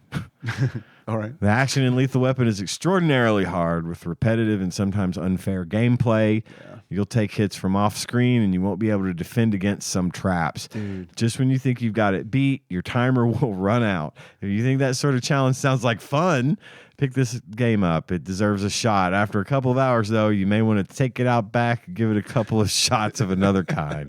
Good review, Scary Larry. He gives it 3.5 for graphics, 3.0 for sound, 3.0 for control, 3.5 fun factor with a challenge level of advanced.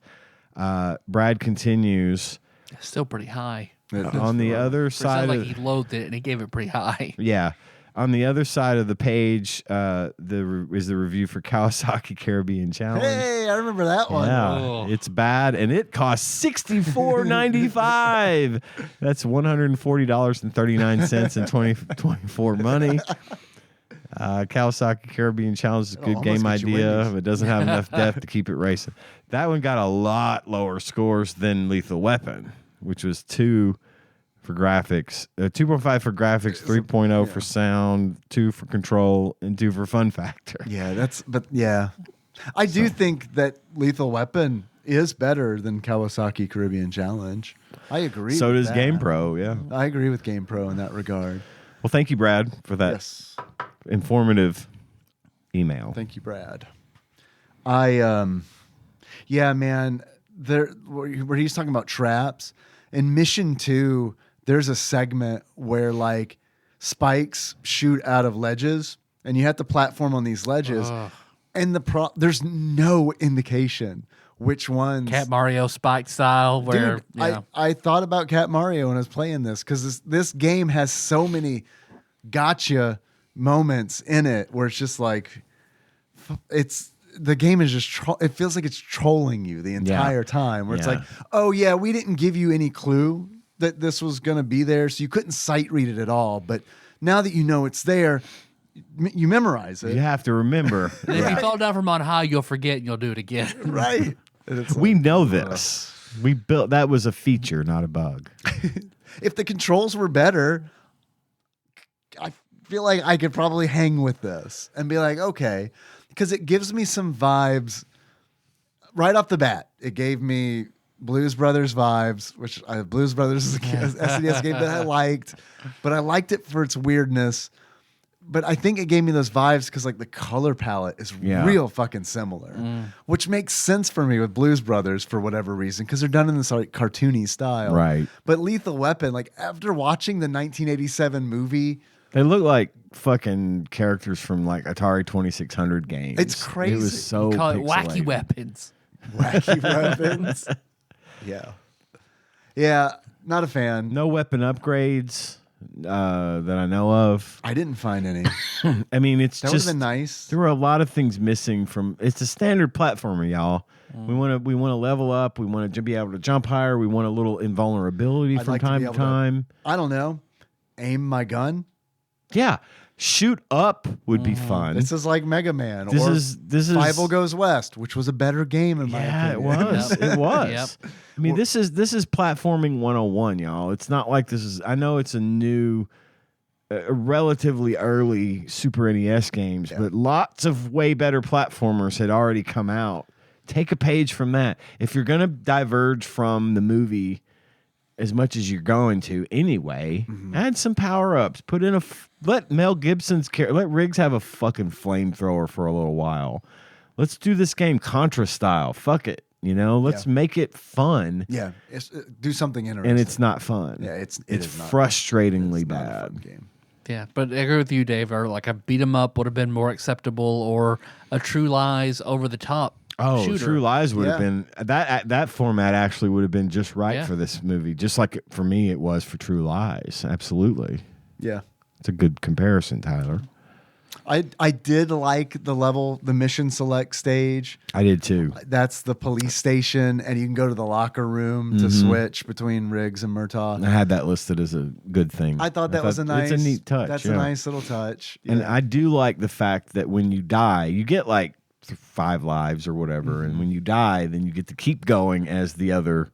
Yes. As the one you didn't play initially. However, sometimes I would spawn in and it's like, oh, a dude's shooting me immediately as soon as you get there. I mean, not even like a second goes by. It's like I spawn in as they're shooting me. And it's like, what the fuck? Let's not forget how violently you're knocked back. Oh yeah, Castlevania knockback is pussy mode compared to knockback here. You are right. I mean, I honestly thought I died. A Wilhelm scream every time you get fucking knocked back. Because he screams so loud and he knocks back so far. I thought you only get one hit. I wasn't paying attention to the bar at the shield at the top, and I was like, Jesus.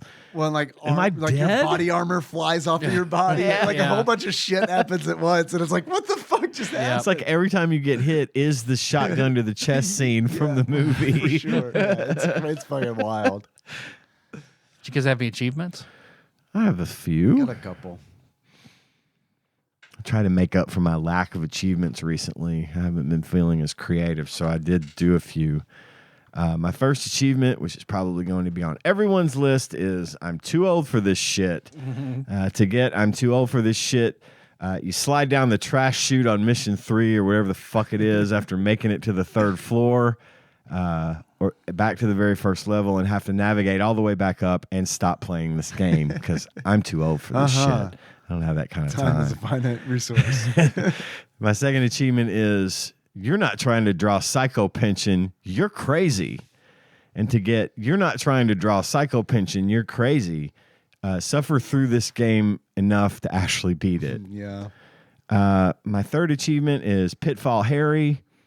And to get Pitfall Harry, you incorrectly assume that you can land on top of the alligators in the sewer mission. Can't do that. No, you they can't. hurt you. Yeah. Can't land on the sharks either. Nope. They are not rideable animals. Keep that in mind when you play through this game, as I know you all will. My fourth achievement is Mad Max. And to get Mad Max, you beat the game without dying as Riggs. And my last achievement is Predator 2. And to get Predator 2, you beat the game without dying as Murtaugh. Nice. Danny Glover was in Predator 2. Yeah. So, those are my achievements. Nice. Those are good. Thank you. I don't have as many as you do. I came up with 2. This is what I've got. Do you have any mustard? In order to unlock, do you have any mustard? Enter the locker room from the mission select stage to switch to Murtaugh and hear him say, I'm getting too old for this. Next achievement. Oh, God, I love it. See you later, alligator. After a while, crocodile. Don't forget to write. Ha, ha, ha, ha, ha. In order to unlock that, die to the sewer gator in mission 2 while playing this game on a train. Okay. Good references. That's all I've got. Good references. Deep cuts. If you will. Good. My first one is jump the shark. Jump over the shark. Yep. You can do a kick over it. Or what approximates to a kick in this game. Kick, bang, bang. Clear an enemy entirely. Clear level entirely with kicks. Oh, very shit, tough, man. Tough to do. Yeah, they get hard, especially with getting hard to kick later. Especially with those guys that have the flamethrowers. No shit. Damn. And rocket launchers. My last one is Murtaugh Gaiden, and you do that by descending the ladders like speedrunners do in Ninja Gaiden, where you jump off the side and then grab the. They don't let you slide down anything in this fucking game. You can't slide down the ropes. You can't slide down the ladders. And it's like, y'all too old for this shit. Y'all gave me a fucking timer. I know. That is too short. Let me slide down ropes, please. Yeah. God. Good ones. How much do you guys think this game is if you were to buy it loose? How much do you think you'd pay for it? I mean, it's well after the movie came out, so it's not like a big tie-in they're trying to push. I think it was tied into 2. And I think it was probably released at the time that 2 was, if I had to guess. They didn't want to call it Lethal Weapon 2 because where's the first one? For the same reason. The first one could have been on NES. We had that in a previous game recently where we played the wrong game or watched the wrong movie. It was, what was it? The movie was based on the sequel, but they didn't want to call it that, but call it part 2 because then it would have been assumed that there was a previous game and there wasn't. Somebody out in Tadpog Nation, tell us what that is. I can't remember. I remember it happening, but I can't remember what it was. Same. I'm gonna say, given the franchise and the genre being not necessarily kid-friendly, I'm going to say this game was probably uncommon. And I'm going to say that the cost, man, I don't know why I care so much. $27. $27? Yeah. The game was Karate Kid. Oh, yes. Oh. Yes, that's the one. Thank you. You're welcome. I had to look it up. Yeah. It's bothering me. Tyler, how much do you think you'd pay for this game? We can do Flopsy too. I'll go a little bit lower and say $18. $18 dues. What do you think, Flopsy? What do you think the availability and I didn't give rating? a star rating. I said uncommon, and I think this game probably got 2.5 stars. Okay. Say common and 2 stars. Okay. We'll start with the price. Actual retail value of Lethal Weapon for the Super Nintendo, loose, on average, according to PriceCharting.com at the time of this recording, is $13.66. Very close. Is it worth it? Nope. Let me work it. I'd buy it. I'd just say for $13, why not? I'd buy it. Free shipping. Get free shipping, and I'd say it'd Good be luck. worth buying. But yeah, I agree. Yeah. But that's just from Have you looked at Mercari? Mercari probably has Super Nintendo games out there. I haven't in a long time. Yeah. Brandon of Axelay fame and also of Baby Mama fame.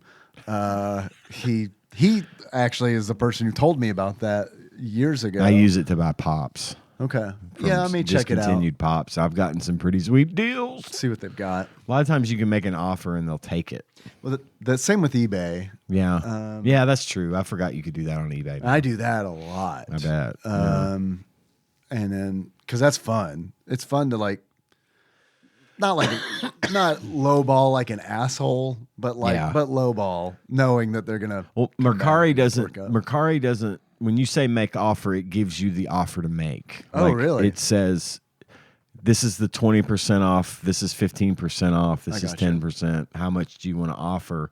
But you can also message the seller and say, yo, will you take this? And they can set up a special thing for you. Anyway, go ahead. Sorry. Yeah, no worries. I need to check it out because honestly, I have not been buying a lot of Super Nintendo games recently. Right. But when I get back into it, and I definitely will, I'm going to check out Mercari. But according to Flopsy, a.k.a. the Ultimate Nintendo Guide to the SNES Library, 1991 through 1998, by Pat Contry, courtesy of Monster Mold Mike and a mysterious shadowy benefactor, they give... Which is also a character in Hades, too. Oh, God. Right.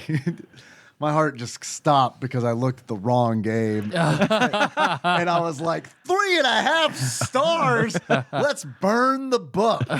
I don't know. That's what we'll do. No, we'll burn the I don't book. think we'll get a third copy. SNES Drunk said this was okay. Really? I disagree. I also disagree. I didn't know that. I hadn't seen his video on it. Flopsy, wow. 1.5 stars. Oh. Ooh. Uncharacteristically low for Flopsy. This might be one of the lowest ones we've seen in it might Flopsy. be. Yeah. Availability is uncommon. We got it half right. The reflections here from DA. I struggled with this one. No doubt the game is bad. But just how bad exactly? Ooh, Rex Ronan bad? Musia bad? I don't know that one. Busia, yeah. or maybe just good enough to be on mediocre Metal Morphs level. Indeed, at best, I do believe Lethal Weapon is more a 2-star game, but its never-ending list of unnecessary frustrations force my critical hand. A surprisingly apt review from Flopsy. The rare, spot-on review from Flopsy. Kudos, DA. Nice. Let's read all of DA's reviews. Let's see. I wish we could like sort by. Yeah, that'd be nice. Reviewer. We'll do a game. Did DA review it? No. Fuck. I like it. Did Kai do it? Biased. Fucking Kai. Love a new bit. I love this. Did DA review it? DA review it. The district attorney? Tyler. Yes, Dave. If you were to give this game a beard, what kind of beard would you give it? I would give it the running eye pus beard of one post-David fight Court Andrus of the Dark Tower, where it's blood and eye pus are dribbling down his face. His face is a little pussy. Yeah. I thought maybe you'd give it the beard of Danny Glover at the beginning of Lethal Weapon that just does not look right at all. I just like Danny Glover too much. Good. I'm glad to hear that. Tyler. Yes, Dave. If you were to give this game a pair of glasses, what kind of glasses would you give it? The black sunglasses that he was wearing along with his leather jacket and swimming trunks when Fonz rode his motorcycle and literally jumped the shark. Yeah. Okay. All right. Makes sense. What are we going to play next? Let's see. I meant to bring that up. Let me bring it up real quick. You want me to make you a wheel to spin? Sure. A clicky wheel? I'll try to do that next time. The one we used to use for drawing for the toy box. Yeah. Speaking of, I've still got stuff in my toy box. If y'all have any ideas of how we'd like to raffle those off, let me know. Ian has toys in the attic. I do. Always will. They just get more and more. More and more toys in the attic every day. You ever seen The Toy starring Richard Pryor? No. It's upsetting. Is it? It's inappropriate as hell. Well, yeah, you said Richard Pryor, so. I mean, no, the subject matter. Oh, really? It was funny back in its time, and now when you look at it through sort of the Revenge of the Nerds. Gotcha. Boy, that was great. And you watch it now, and you're like, that's fucking slavery. Was it the point? Maybe. Yeah, I don't know. It's Jackie, I haven't seen it. It's Jackie Gleason and Richard Pryor. Okay. So I don't know. Check it out. So for new game out of the gate, not one we've done before, when I rolled a 20. Okay. Ooh, it's a critical so it's critical success. Be a great game. 2d10. 20%. Yep. That's still that's two criticals if you're only rolling a D10. So that puts us in the D's. The final Hey. The final game in the D's, Dragon, the Bruce Lee story. Okay. All right. Dragon, the Bruce Lee story. I've never seen a Bruce Lee movie in my life. Well, this one isn't a Bruce Lee movie. Yeah. It's a movie about Bruce Lee. Yeah. Close. Ew. It's very controversial. Movie, so. Very controversial movie. It? It'll be interesting to discuss. Okay. Yeah, the closest thing to a Bruce Lee movie I've seen is Once Upon a Time in Hollywood. That's probably the most accurate Bruce Lee movie. Enter the Dragon's a good movie. Enter the Dragon is a good movie. I mean, his shit was good. It's like you can tell that Jackie Chan channels Bruce Lee in a lot of ways, only just sillier. You know, if that's the kind of thing you're into, if you haven't seen a Bruce Lee movie, check them out. They're fun. This is not a Bruce Lee movie. In that sense. It's for some reason they made a video game about a biopic about Bruce Lee. Probably gonna be good. I hope they include all the family drama in the game. I do. I really. Yeah, that would be interesting. You have to be your kids arguing over his estate. It actually is. Yeah, exactly. Oh my God! I hope DA reviewed it. Please, DA, if you haven't reviewed it, do so now, because we know DA's listening. Yeah, for sure. Well, thanks for listening, everybody. You find the show on iTunes, not Stitcher, not SoundCloud, but on Spotify, YouTube, all over the goddamn place. Got lots of things going on, but most importantly, there's that Patreon. This is the time on TADPOG when we talk about Patreon. Nice. I'm trying to robot dance like sprockets. We have a Patreon, patreon.com/TADPOG. We have executive producers that donate $20 or more per month. Their names are, in non-alphabetical order, Cubicle Monkey, Plinko Nick Price, Usurper Grimm, Gamebug Prime, Nathan Eaton, Pinball Airplane Archmage, Chris Edler, sorry you couldn't be on this episode, Derek Pope Sandwich, Cthusiast Jeff Miners, Drinksmith Joey Webster, Sandwich Pope Phil Hawkins, and finally, last but not least, Louisville correspondent, Princess Consuela, Banana Hammock Flavor Trick, Taryn Dahl. Congratulations on your marriage. And thanks to Dane for putting the show on YouTube. Thank you, Si. Thank you, Si. And Brad, thank you again for your email. And that is all I got. Cool. We love money. Give us more. Love that money. What's hell yeah. So our theme song is the Ricky Moves Bobby classic. by More Drive. Link that from the show notes at TADPOG.com. Hey, you guys gonna close it out? Gary Busey. All right. The lucid Gary Busey. You choose. Lucy. Gary Lucy. So until next time, Tropical Capricorn butt horns. TADPOG is hosted and produced by Tyler Holland, Dave Moore, and Ian Chandler. New episodes published Wednesdays each week and are available on Apple Podcasts, Spotify, and anywhere else podcasts are hosted. Have a question or comment for the hosts? Call us at 270-883-2555 and leave us a voicemail. If we like it, we'll play it on the show and respond. Want to send us something? You can do that at TADPOG Studios, care of Nicole Nance, P.O. Box 3785, Paducah, Kentucky 42002. If you absolutely must send us a food item, please use caution and good judgment when doing so. Tasty snacks that look or smell funky or are past their expiration date by the time we get to them will be thrown away. Bonus content is available at patreon.com/TADPOG with a minimum donation of $1 per month. You can join in on the conversation by visiting our Discord at bit.ly/TADPOG Discord. Registration is free and we'd love to see you there. Thanks for listening, and if you haven't already, don't forget to subscribe to our show so you don't miss an episode. Now, where did I put that stinger? Oh, here it is. All right, go. And now, a dramatic reading.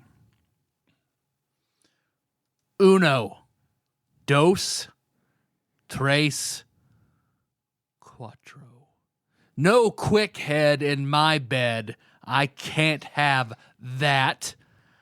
I want that long neck, not talking giraffe neck. Ain't no laying down, man. We about to have late night fun. I'm about to make your balls stick up like space buns. Want your dick soaked? Place it down my throat. Tongue tickle yo dick, but not telling a joke. Pedal the pussy, that's how you rock a boat. It get live, this pussy. I'm not talking Periscope. In the sheets, I am a bully. Give more head than a hoodie. Every time you make me come, it look just like vanilla pudding. Sit on your face all day until you say, "Bae, it hurt me." Then I turn around and give the dick more kisses. Then Hershey's.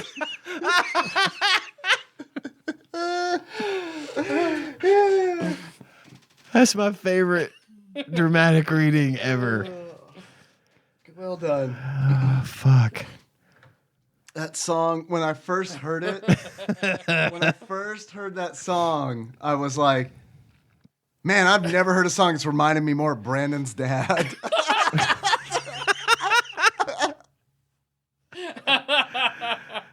What song is it? CPR. Okay, I've never heard that. I'll share it in Holy shit. Discord. Thank you, Tyler. That was amazing.